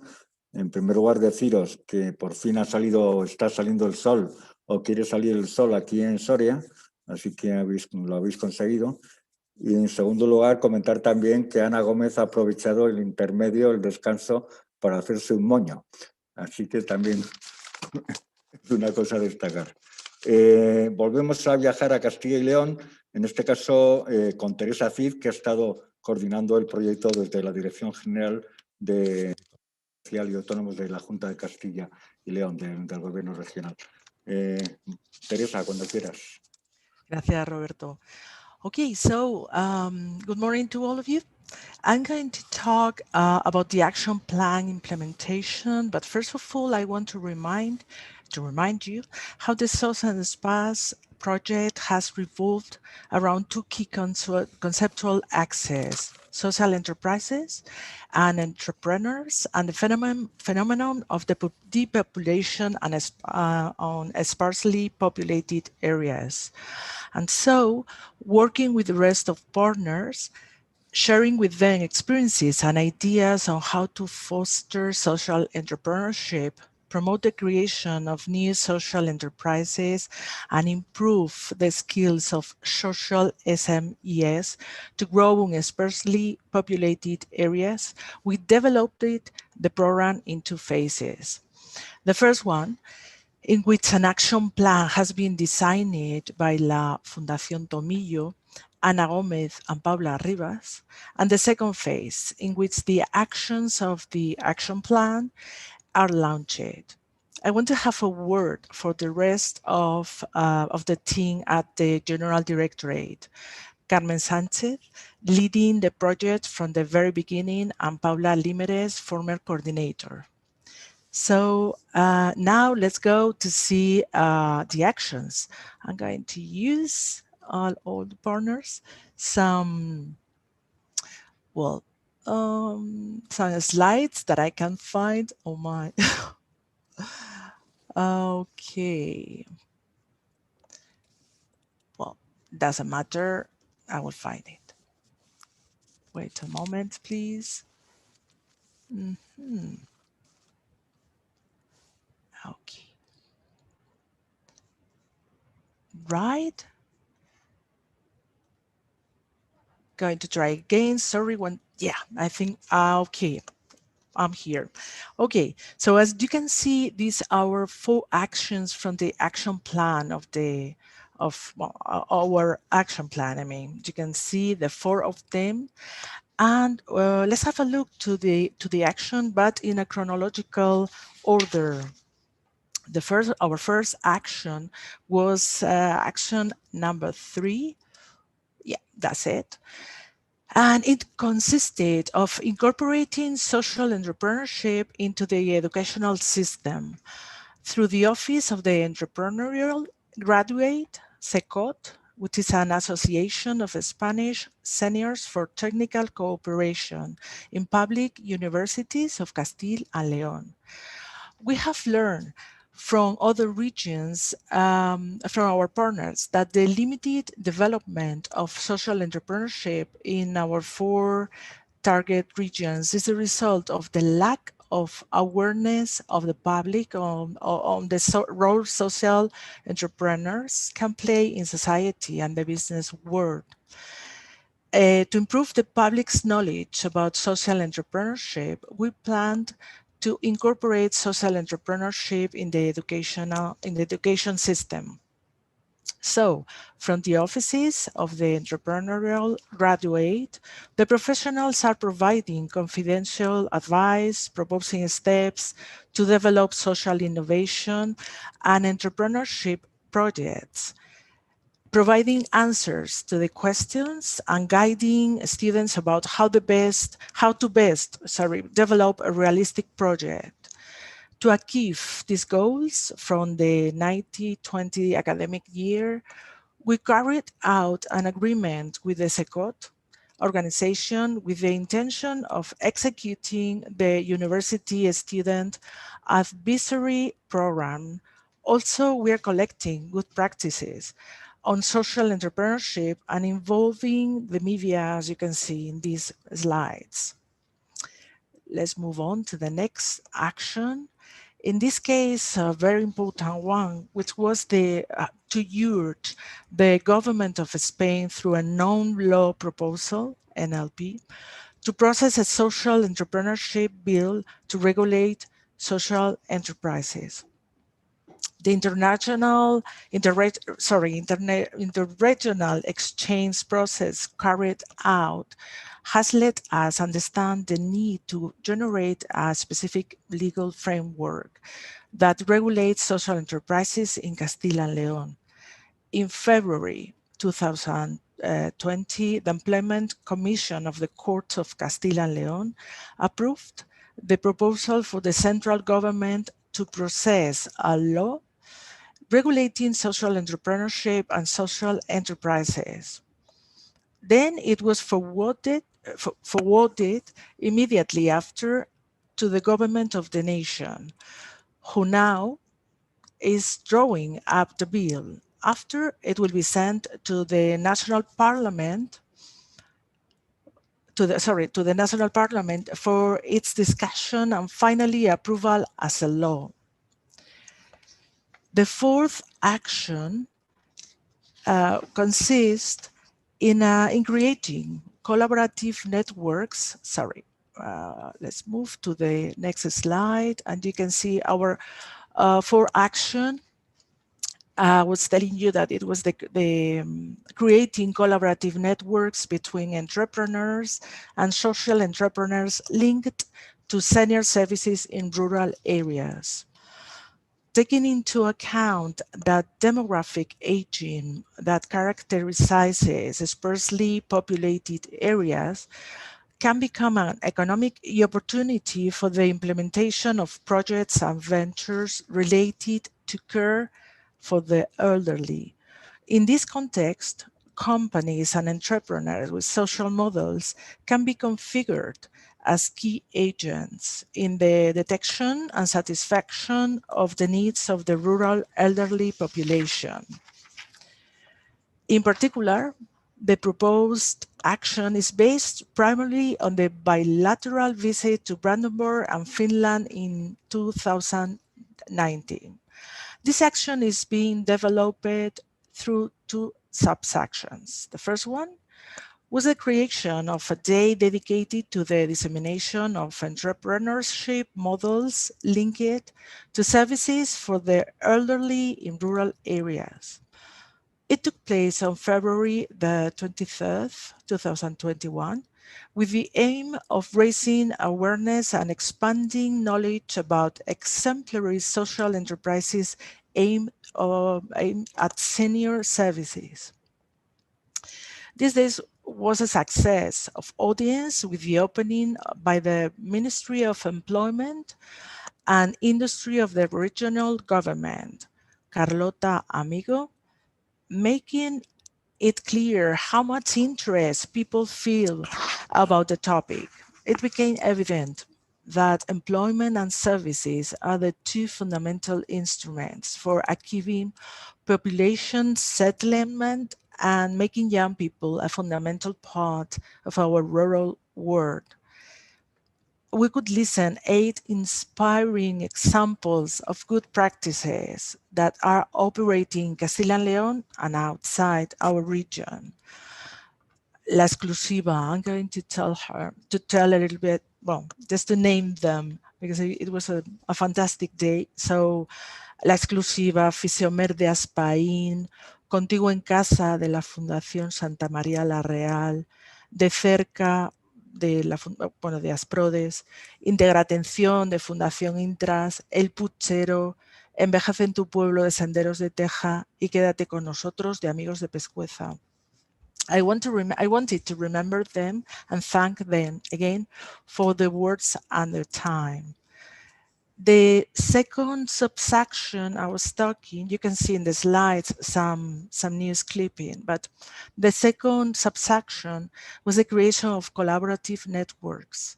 We offered ourselves to act as a collaborative environment and encounter place between entrepreneurs and those ideas already become companies. Our last action is the creation of collaborative networks between financial and investment entities and future social entrepreneurs, investment in institutions. So again, the interregional learning process during sharing workshops has highlighted the need to provide and make known to companies and social entrepreneurs the existing stimulus instruments to improve their access to financing. This is necessary given the difficulties in the 4 regions to channel financial resources to companies and social entrepreneurs. We planned 2 subsections as before. The first one was the realization of a day meeting which has taken place in the 22nd of April this year, and we connected financial agents with social entrepreneurs. The idea was to help entrepreneurs to have a knowledge of financial tools that can help them to start the business or strengthen it. For this reason, the day was aimed at potential funders as well as future companies with social models. We could take the huge interest on this topic because of a lot of audience participation. The day was a success of audience with the opening by General Director of Social Economy of the regional government, Juan Pablo Izquierdo. Throughout this day, interesting socially conscious financial market initiatives were shown, like SIP2B, La Bolsa Social, the Castilla and León Ethical Finance Association, and Unlimited, sharing their time and knowledge. I want to thank them again. It was amazing. They presented some financial tools for a new concept of business success, in which social and environmental values are key pieces of the business model, and a new economic one, where the main purpose of companies, investors, and organizations is no longer only to maximize the economy profitability, but also the social or environmental impact. And again, the second sub-action is the creation of collaborative networks. As in the previous action, we offered ourselves to act as a collaborative environment and encounter place between entrepreneurs and those ideas already become companies from then on. Finally, while we are at the farewell of the project, we want the whole action plan to continue to develop as planned. So as there is a lot of interesting work to be done, we would love to continue working with our partners on this goal in a future extension of the project. Thank you so much for your attention.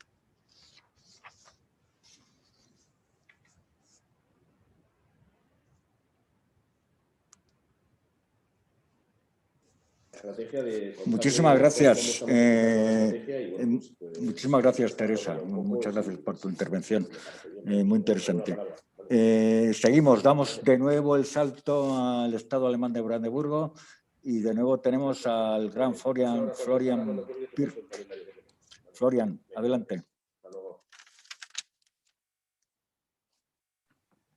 Thanks for the pressure, Roberto.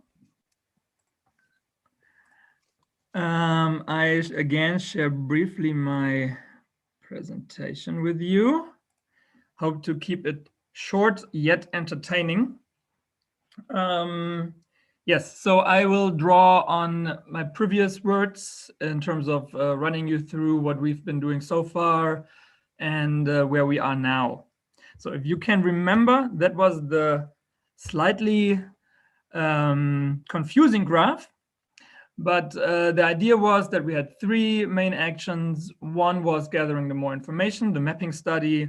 One was qualifying business consultants, and the other one was working on procurement issues. So the first one was on information gathering, and that's why we received funding from the Ministry for Social and Economic Affairs in Brandenburg to conduct a comprehensive mapping study together with the Leibniz Institute for Research on Society and Space, which is located close to Berlin, but also in Brandenburg. And here we looked at market-oriented social enterprises. So that was a specific focus, because if you remember what I said beforehand, social entrepreneurs or social enterprises that, for instance, in SOCENTSPAs, we didn't have a common definition in a very narrow sense. And there I said that it could be initiatives, it could be individuals, but they usually are very engaged and have new ideas in whatever form they then realize them. In this study, we only looked at those that actually sell their services or products through market means. And here I don't want to run you through our results, but that was almost a one-year effort that we started last year and also finished beginning of this year. I think we published it in January this year. And here you can see a graph of the social enterprises that we mapped. We found in total roughly 140, or we found 141 that we could define as market-oriented social enterprises. As you can see, they are really scattered or dispersed across all of Brandenburg, but of course you see that we have some hotspots, and they work in all kind of different areas.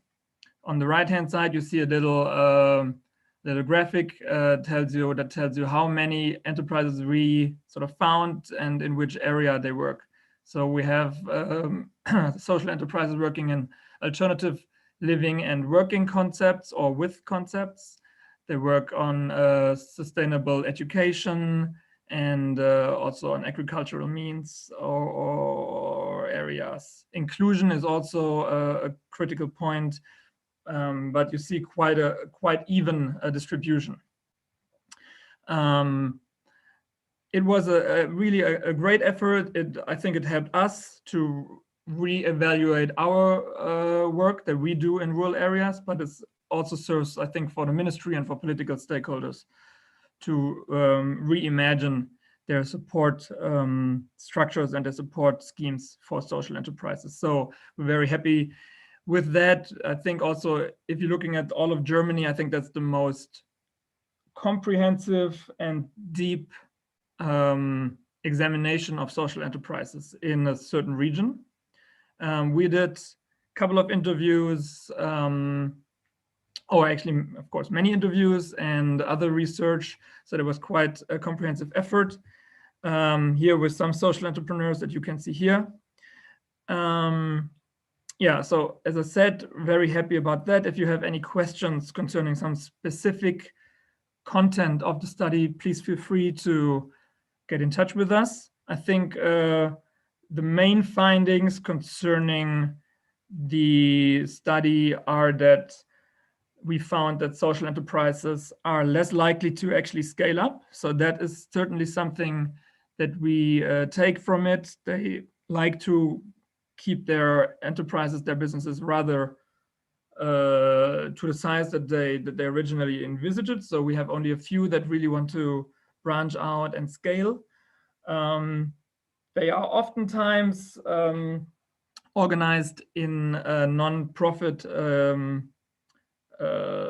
structure, which is also a problem when you now look at the implications of COVID, because of course, most of our companies, they work with people, they work for people. And now if you cannot visit them, if you cannot hold a workshop with them, if you cannot provide working spaces, that of course is a big problem, especially if you couldn't really save money. So I think three-fourths of the interviewees, they mentioned that they of course struggle quite heavily under COVID, and that's why also we as a SOCENTSPAs project, we consider applying for the aforementioned fifth call that Ilaria mentioned, that SOCENT, that Interreg Europe actually has now out. And so I think the study again reinforces that that fact that we need to continue supporting social enterprises, especially also in the rural areas and especially after COVID. Now, when it now comes to taking action, we've had two actions that we wanted to put forward as part of the action plan. One was, if you remember, improving coaching and consulting services. Now, I've mentioned beforehand that while we have our social impact lab in Belitz, which is roughly here where the red circle is, you see that social enterprises are dispersed across Brandenburg. And so we cannot really use Belitz as sort of the workshop space for all of them, because it would be just not practical for everyone to move always there, to travel there for workshops, etc. So of course, we also consider digital solutions, but we also want to work with social or with business consultants all across Brandenburg, because there the business consulting infrastructure is actually quite well developed. And we want to raise awareness and make them aware and train them on topics that are specifically for social that are specifically relevant for social entrepreneurs. Unfortunately, as opposed to the mapping study, it took a bit longer for us to secure the funding and to come to a final agreement with all actors that are involved. So that's why we only started in January actually with working on this. So at the moment, we are still at the examination phase. So we talk to social business or to business consultants about their interests, about their work, about the demand, about all these things. We are now devising workshops, and then we want to go and develop a curriculum, and then of course to pilot the curriculum, and ideally to make this a standard for social business consultants, basically. So that is sort of our grand vision. But for now, we really want to focus on business consultants in Brandenburg and help them sort of expanding their skills and knowledge. So that is the first sort of action. And the second one is concerned the procurement. Now, it's hard to find pictures that or graphs that really are great to depict sustainable procurement. So here, as an example, there is the Fair Trade Town movement. In Brandenburg, we have also 2 Fair Trade Towns by now, I believe. So we are in talks with them, with other actors that have been working on promoting sustainable procurement. In Berlin, in Brandenburg, across Germany. And so we're, as it's the case with the training for business consultants, here we also are still in the first phase, which is more the status quo analysis, the in-depth analysis, and then we really want to provide public officials with a very useful tool to adapt their procurement measures. And actually, we think that's very useful, and it's timely, because pressure to procure more and more sustainably produced goods is high. But we also see from our mapping study that so far only the minority of the social enterprises at the moment is considering or is already running for public procurements. So we want, of course, to push that further and to help them having more opportunities in that way. Now, I said earlier, and also I think that also draws on what Eva has already mentioned, that the project had also other implications. I said that we have we were able to work more and more increasingly together with the local government to fund or to get funding for our competence center for rural areas. That's the castle that everyone mentioned. And here we've started a 2-year project that's called Landvisionen, so Land Visions, where we provide coaching and training to social startups, where we have developed an online learning platform. And I think that's, and we devise a lot of networking events to sort of to support what is already going on, and there's more and more happening in Brandenburg. And so the project actually helps us with that.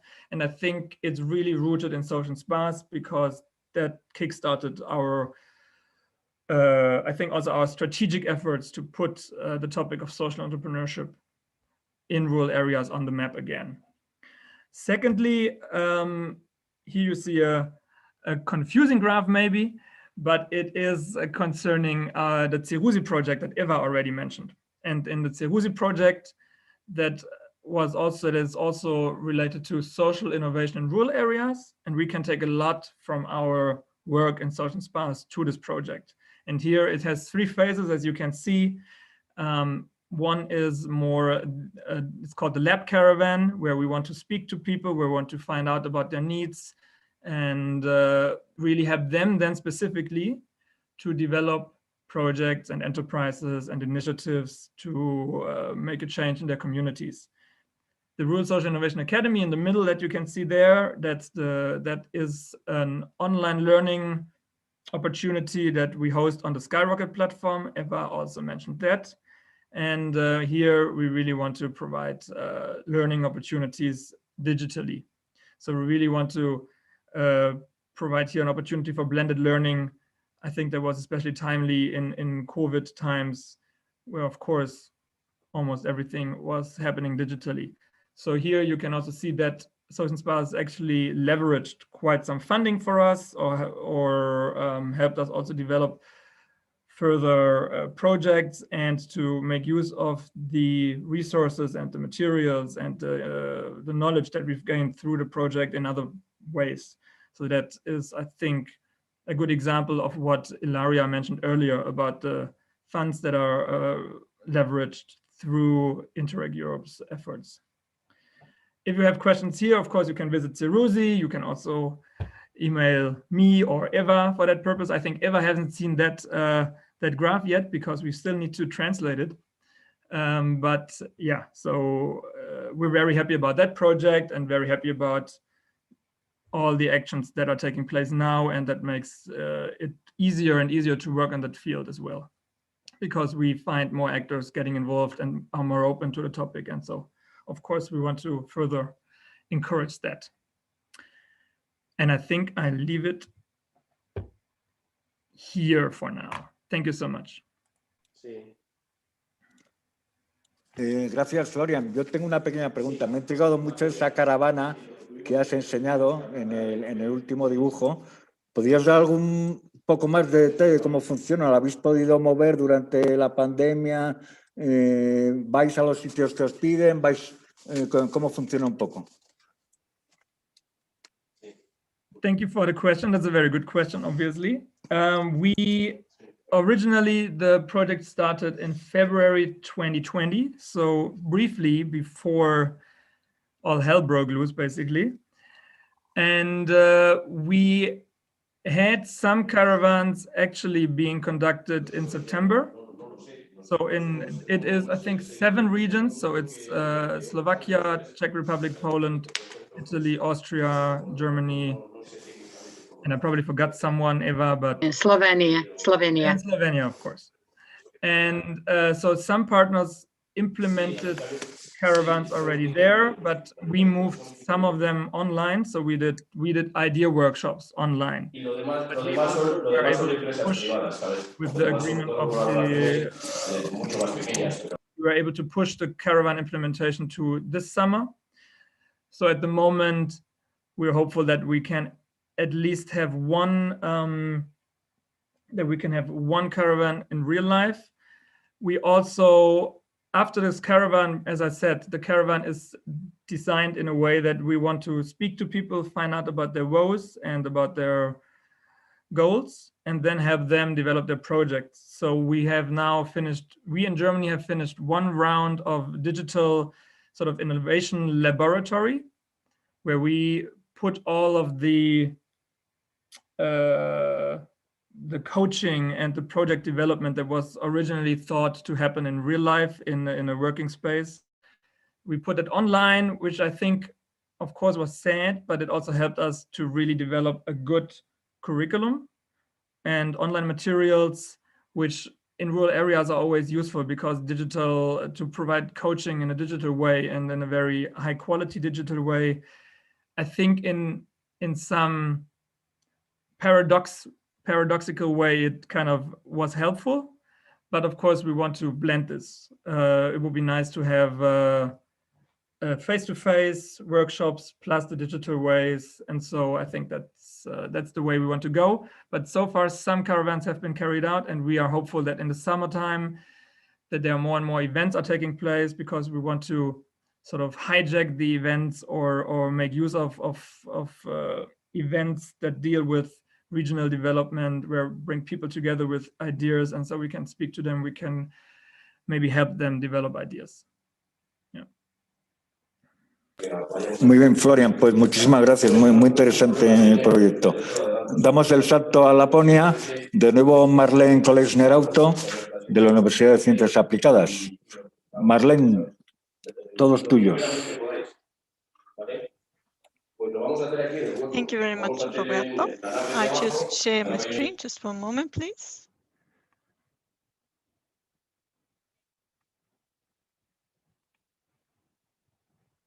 Now, can you see my screen? I hope so in my presentation. Well, so how did we implement the action plan here in Lapland?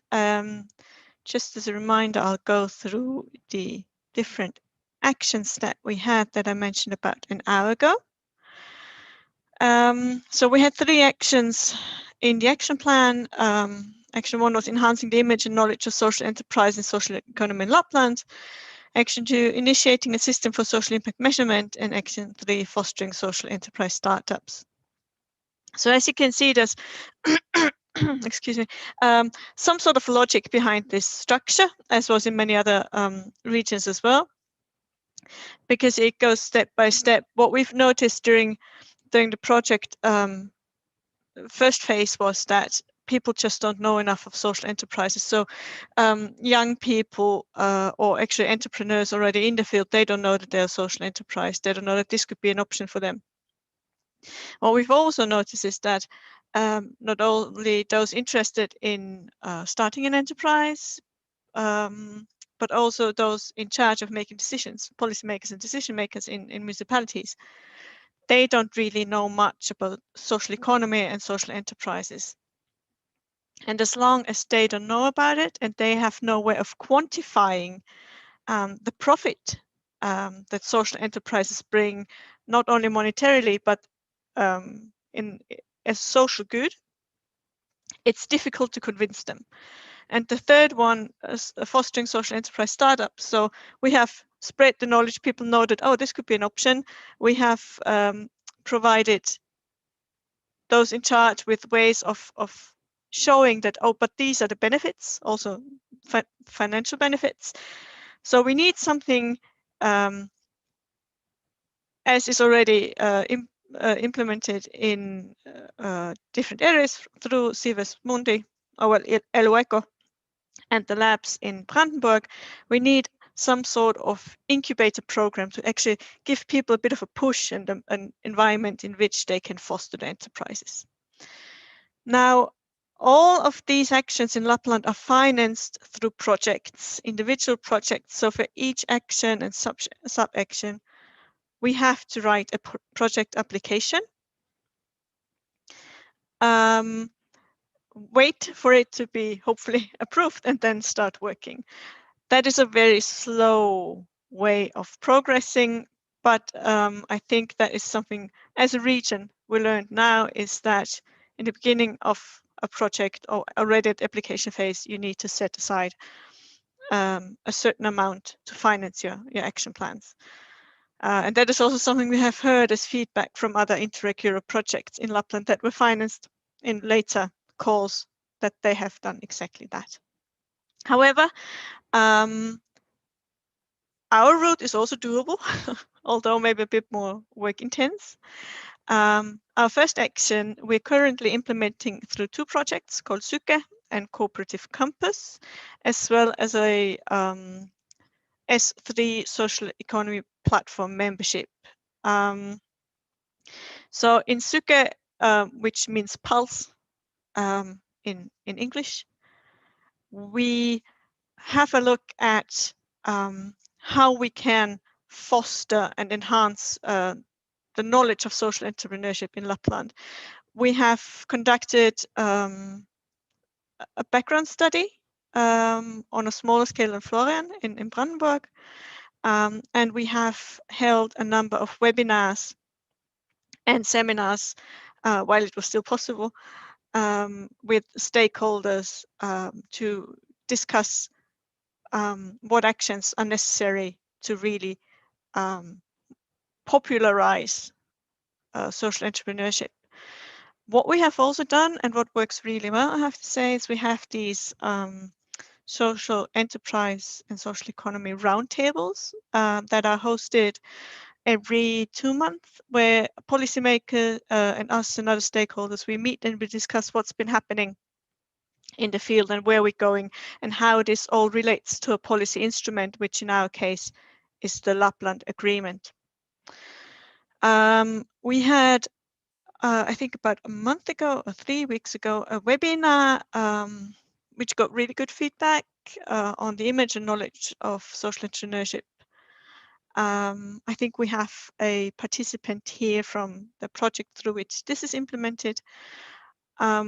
We have always struggled during the lifetime of SOCENTSPAs to get our media coverage, because in Rovaniemi or Lapland as a whole, we have a lot of projects with, there's a lot of public authorities and higher education institutions with a lot of projects, so they're not, it's hard to get them into the news. But with the last webinar, we actually managed to get an article published, which I'll show to you a bit later. So that was really good because we could finally get this topic out to a much wider audience and increase their awareness of social entrepreneurship as well. Now, our second action, initiating a system for social impact measurement, was greatly shaped by a bilateral visit to Brandenburg. Already last autumn, we held a webinar on socially sustainable public procurement, and with it also social impact measurement, where we had municipalities from other Finnish regions, for example, Vantaa, which is in the south next to Helsinki, and Kuopio from the east, talk about how they have implemented and furthered that topic. And we currently have a project application in funding review, which then goes down to the very detail of providing social impact measurement tools to public organizations and municipalities.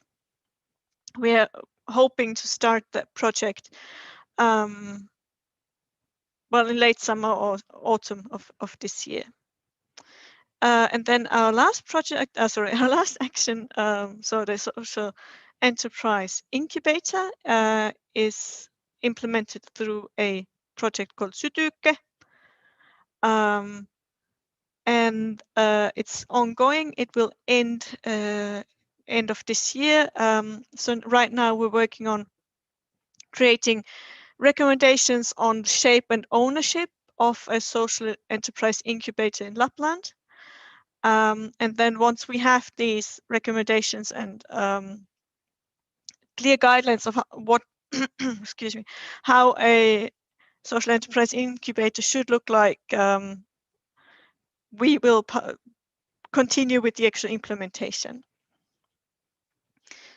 Now, for those of you who speak Finnish, here's the newspaper article which was published in Lapin Kansa on our webinar. Those who are interested, who don't speak Finnish, just let me know and I could give you a short translation of the article. When it comes to future implementation, we're cooperating very, very tightly with the social economy platform members. And this has given us here in Lapland quite a boost when it comes to the topic. We're currently working on establishing a European business school for social economy, and we got a TAF application, or well, we got granted advice and support from the consultants on how this should be established. Our policy instrument, the Lapland Agreement, is in the final draft stage at the moment. The Regional Council of Lapland is leading the process. We have been very closely working together with them through workshops, etc., on the content, and we've been involved in drafting the text on social enterprises.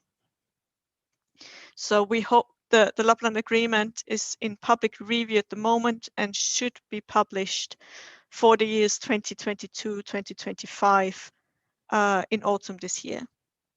So then we will see if we've managed to influence that that policy instrument as well. But looking at the draft text, it looked quite promising. And as I mentioned before, we are hoping for our funding application SOMA,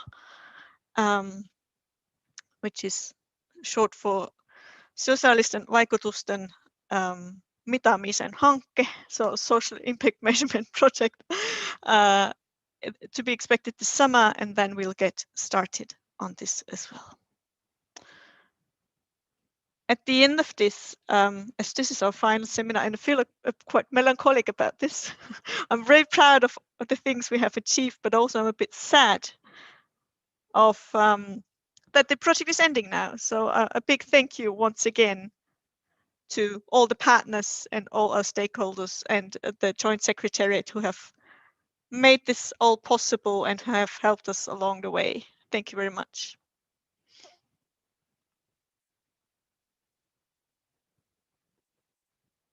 Marlene, muchísimas gracias. Creo que estamos todos con el mismo estado de ánimo, ¿no? Con esa melancolía porque se acaba el proyecto.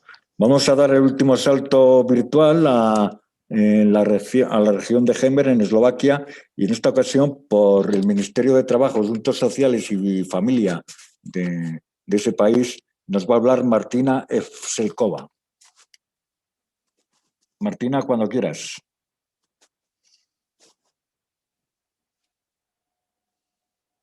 Tienes el micrófono apagado.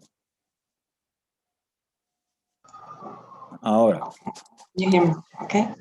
Thank you. Thank you. It was really great to participate in this project. It was a wonderful cooperation with the EPIC organization and also with all the partners. So thanks.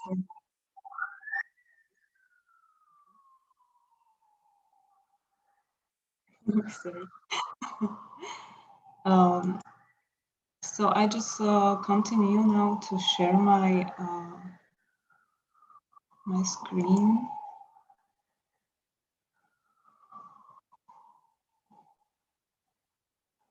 Hopefully. Okay.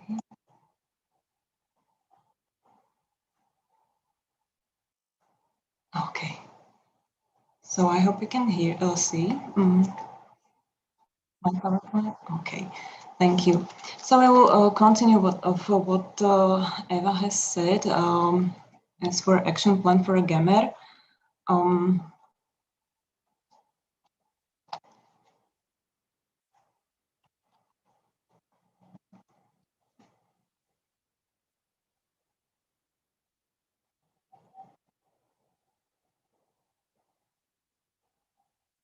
Hopefully I will find a way.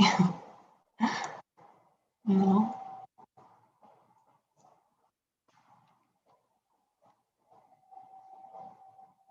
Okay. Yes. Well, Within the action plan, there was state actions, which first action was common agenda for social entrepreneurship with an impact on social farming at Geme region. The social farming was we decided to social farming because the region of Gemer has right the potential, even historically, for agriculture. So that's why also the sub-action of this action was to negotiate between the Ministry of Labor and Ministry of Agriculture. So we could find a way of cooperation of, or to find the way of support for social enterprises right in this field, in social farming. The first meeting has become, I think it was on July, at the beginning of July 2020. It was, this first meeting was really about just to, like, I would say, know each other and to present the act on social economy and social enterprises. So we just opened the discussion and we create a connection between each other ministries in this field. And later on, another meeting has become after this meeting, which was not. It was not just a Ministry of Labor who are working on these meetings, but it was also NGOs.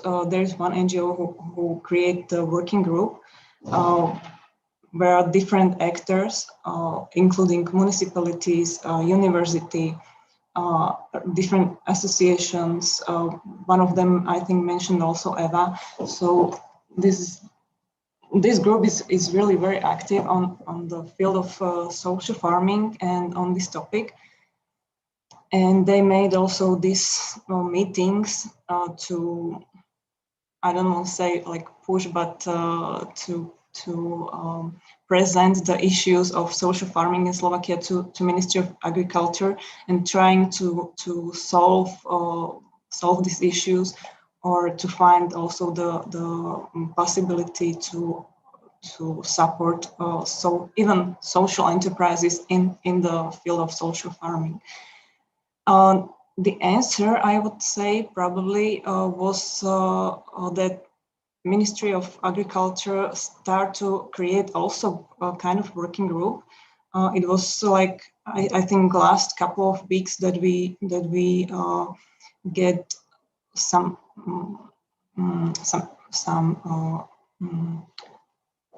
information about this, and they've been asking about what should have been done, what problems do face the social enterprises. So where's the way of work they could participate?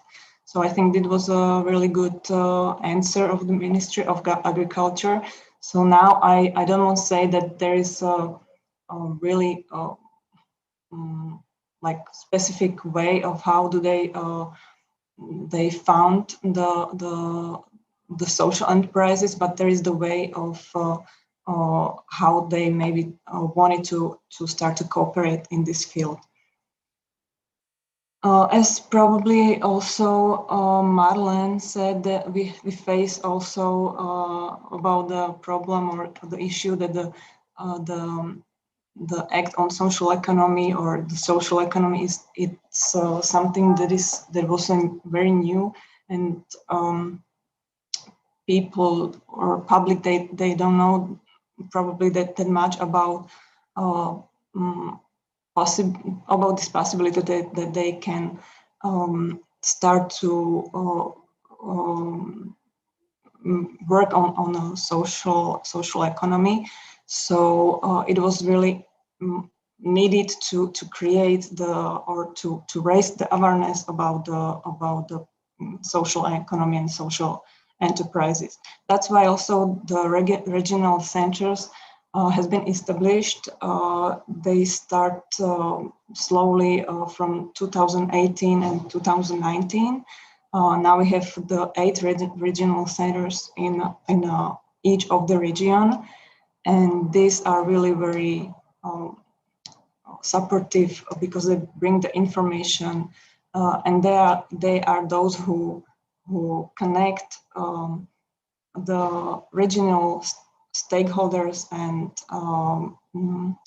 work really regionally on a regional level. So they are the first contact and first probably bring the information about social economy and possibility to be active in a social enterprises. Well, another sub-action was a coordination of agenda between self-governing region of Košice and Banská Bystrica in the area of social economy and agriculture. These two self-governments are Košice and Banská Bystrica because they are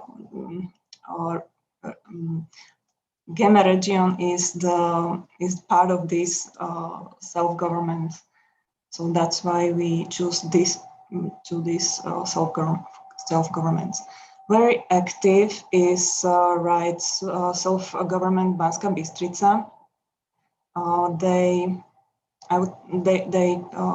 established the social economy department in a self-government, which is I think really wonderful because now with this way they are right a connection for the region where people can or those who are interested in social enterprises who want to start to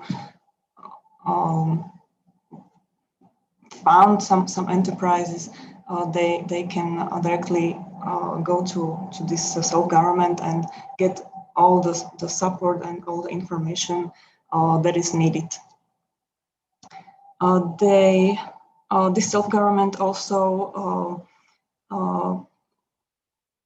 now, I think they made it now at the beginning of 2021. They had a call for support for farmers for that are active in Banská Bystrica region, and they also made brochure on social entrepreneurship, and they have also their own social enterprises that is acting in a social farming. So I would say that self-government Banská Bystrica is not just good practice, but it is really best practice. This social enterprise they cooperate also with the high school, so they involved also dual education, and they employed vulnerable groups in this enterprise. So they're really very active. Under the action 2, there was the role to make the information campaign on social economy in the Geme region. One of the sub-action was to preparation of information package on social entrepreneurship. We decided to not make it on a print way, but we decided to make it like a website. And we used the website of implementation agency, which is the agency that it's under the Ministry of Labor, Social Affairs and Family. And they already made or created a website of social economy, where they put all information about social economy in Slovakia and also abroad. So we put social farming as one of the topic of this website. So on the right side you can see like probably how it looks like, but it's in Slovak only. So you can see that there are like four topics. People can open each of those, which first of that, it's social farming in Slovakia, which covers the definition, support. There is the act information, basic information about the act of social economy. Another section is presenting the actually this project, SOCENTSPAs project, and another one is good practice, and the last one is as there was the sub-action to establish a accurate expert database for social economy. We put it like this section here, so it's a contact and possible other support for social farming or social economy. Under the sub-action, there is also great coordination and networking. I would say that very active in this is even. I think they're active for a few years, but now as we also open the topic probably of social farming, that we are working with them also closely. It is NGO Druživa, and they are those who created the working group. They are doing now the public workshops that are shared via YouTube and Facebook. They make the workshop for our regional centers about social farming. So they give them like really knowledge and information about social farming.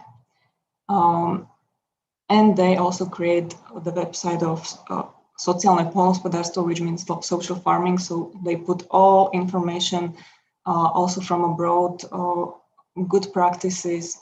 So it's also very, very useful website. Another part of the networking, it's what I already mentioned, self-government of Banská Bystrica. I wrote here expert of social economy because the person who is really that active on this, it's actually one of our stakeholder here in this project of SOCENTSPAs who came with us to Lapland, and probably that was also one of the answer of his meeting in Lapland, that he became more active also in the field of social economy, and he became expert of implementation agency under the Ministry of Labor and Social Affairs, expert of social economy. So we also very closely cooperate with him. And of course, I cannot forget the regional centers who are very important in networking. Yes, said by numbers. Self-government, I mean, a number of registered social enterprises in Gemer. These are the cities that created a region of Gemer. So you can see the numbers of social enterprises that has been established.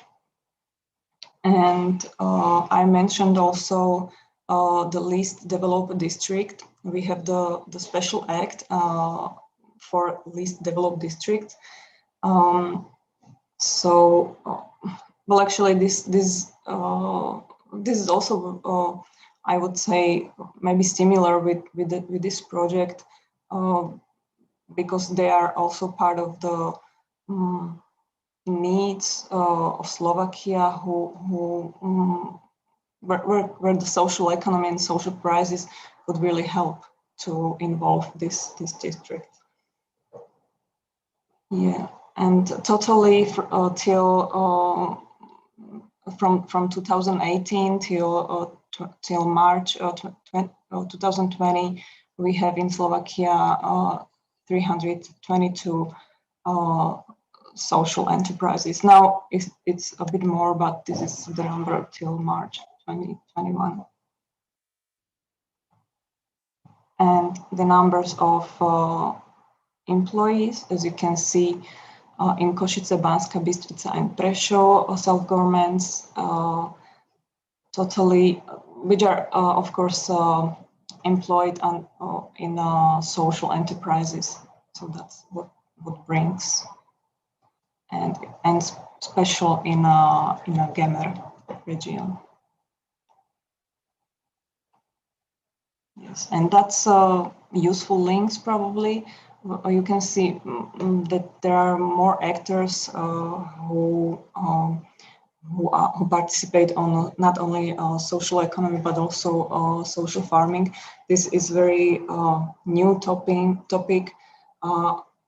So I believe that with the discussion of Ministry of Agriculture, hopefully this topic will increase. So if you have a question, I'm here to answer, and thank you very much for hearing me.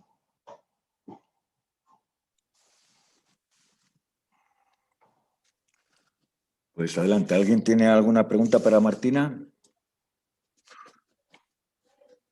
Pues nada, muchas gracias Martina por esa tan prolija descripción de los resultados del proyecto.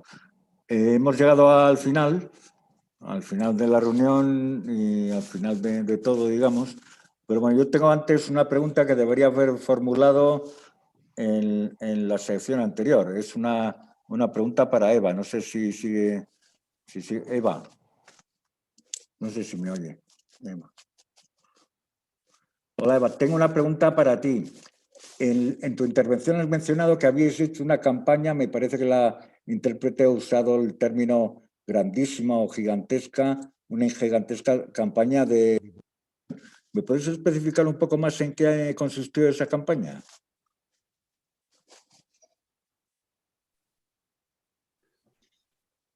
Yes, thank you.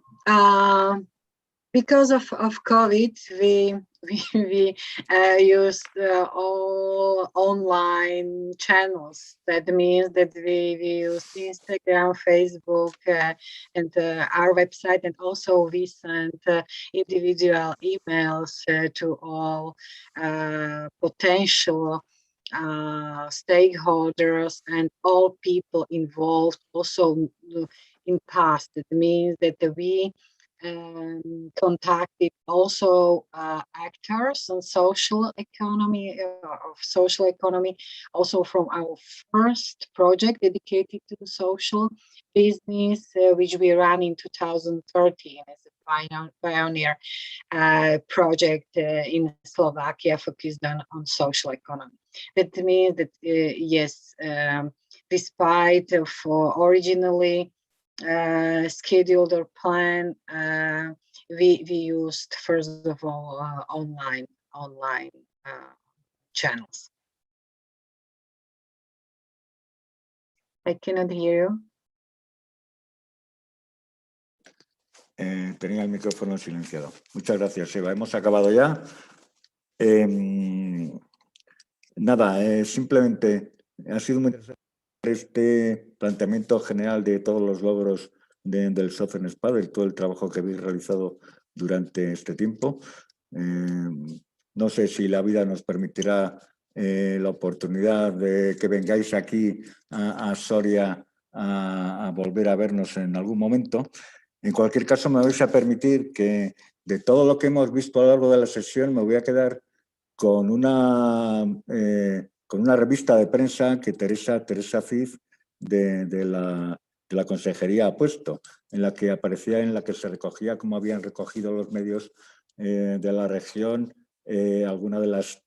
alguna sesión que se había celebrado antes. Eran unas declaraciones de Carlota Amigo, que es la consejera de Empleo, en la que decía que el fenómeno de la despoblación es reversible gracias, entre otras cosas, al emprendimiento social. Yo creo que ese es el espíritu que ha animado el SOCENTSPA durante todo este tiempo y yo creo que vamos por muy buen camino en aquellas regiones que estamos sufriendo desde hace mucho tiempo este estigma. En cualquier caso, estas cosas yo creo que también hay que tener paciencia, hay que tener una perspectiva a muy largo plazo. Así que nada, gracias a Joaquín, gracias a Juan Pablo, gracias Ana, gracias Florian, gracias Marlene, gracias Eva, gracias Teresa, gracias Martina, gracias a nuestras intérpretes Natalia e Inés y gracias a nuestro compañero Jaime que ha estado pilotando las cuestiones técnicas de estas 3 horas que hemos pasado juntos. Y nada más, a no ser que alguien quiera dejar una frase épica para el final que tenga preparada, yo por mi parte desde Soria me despido y os despido a todos. Así que nada, muchísimas gracias. Adiós. Thank you. Thank you. Bye. Bye. Adiós.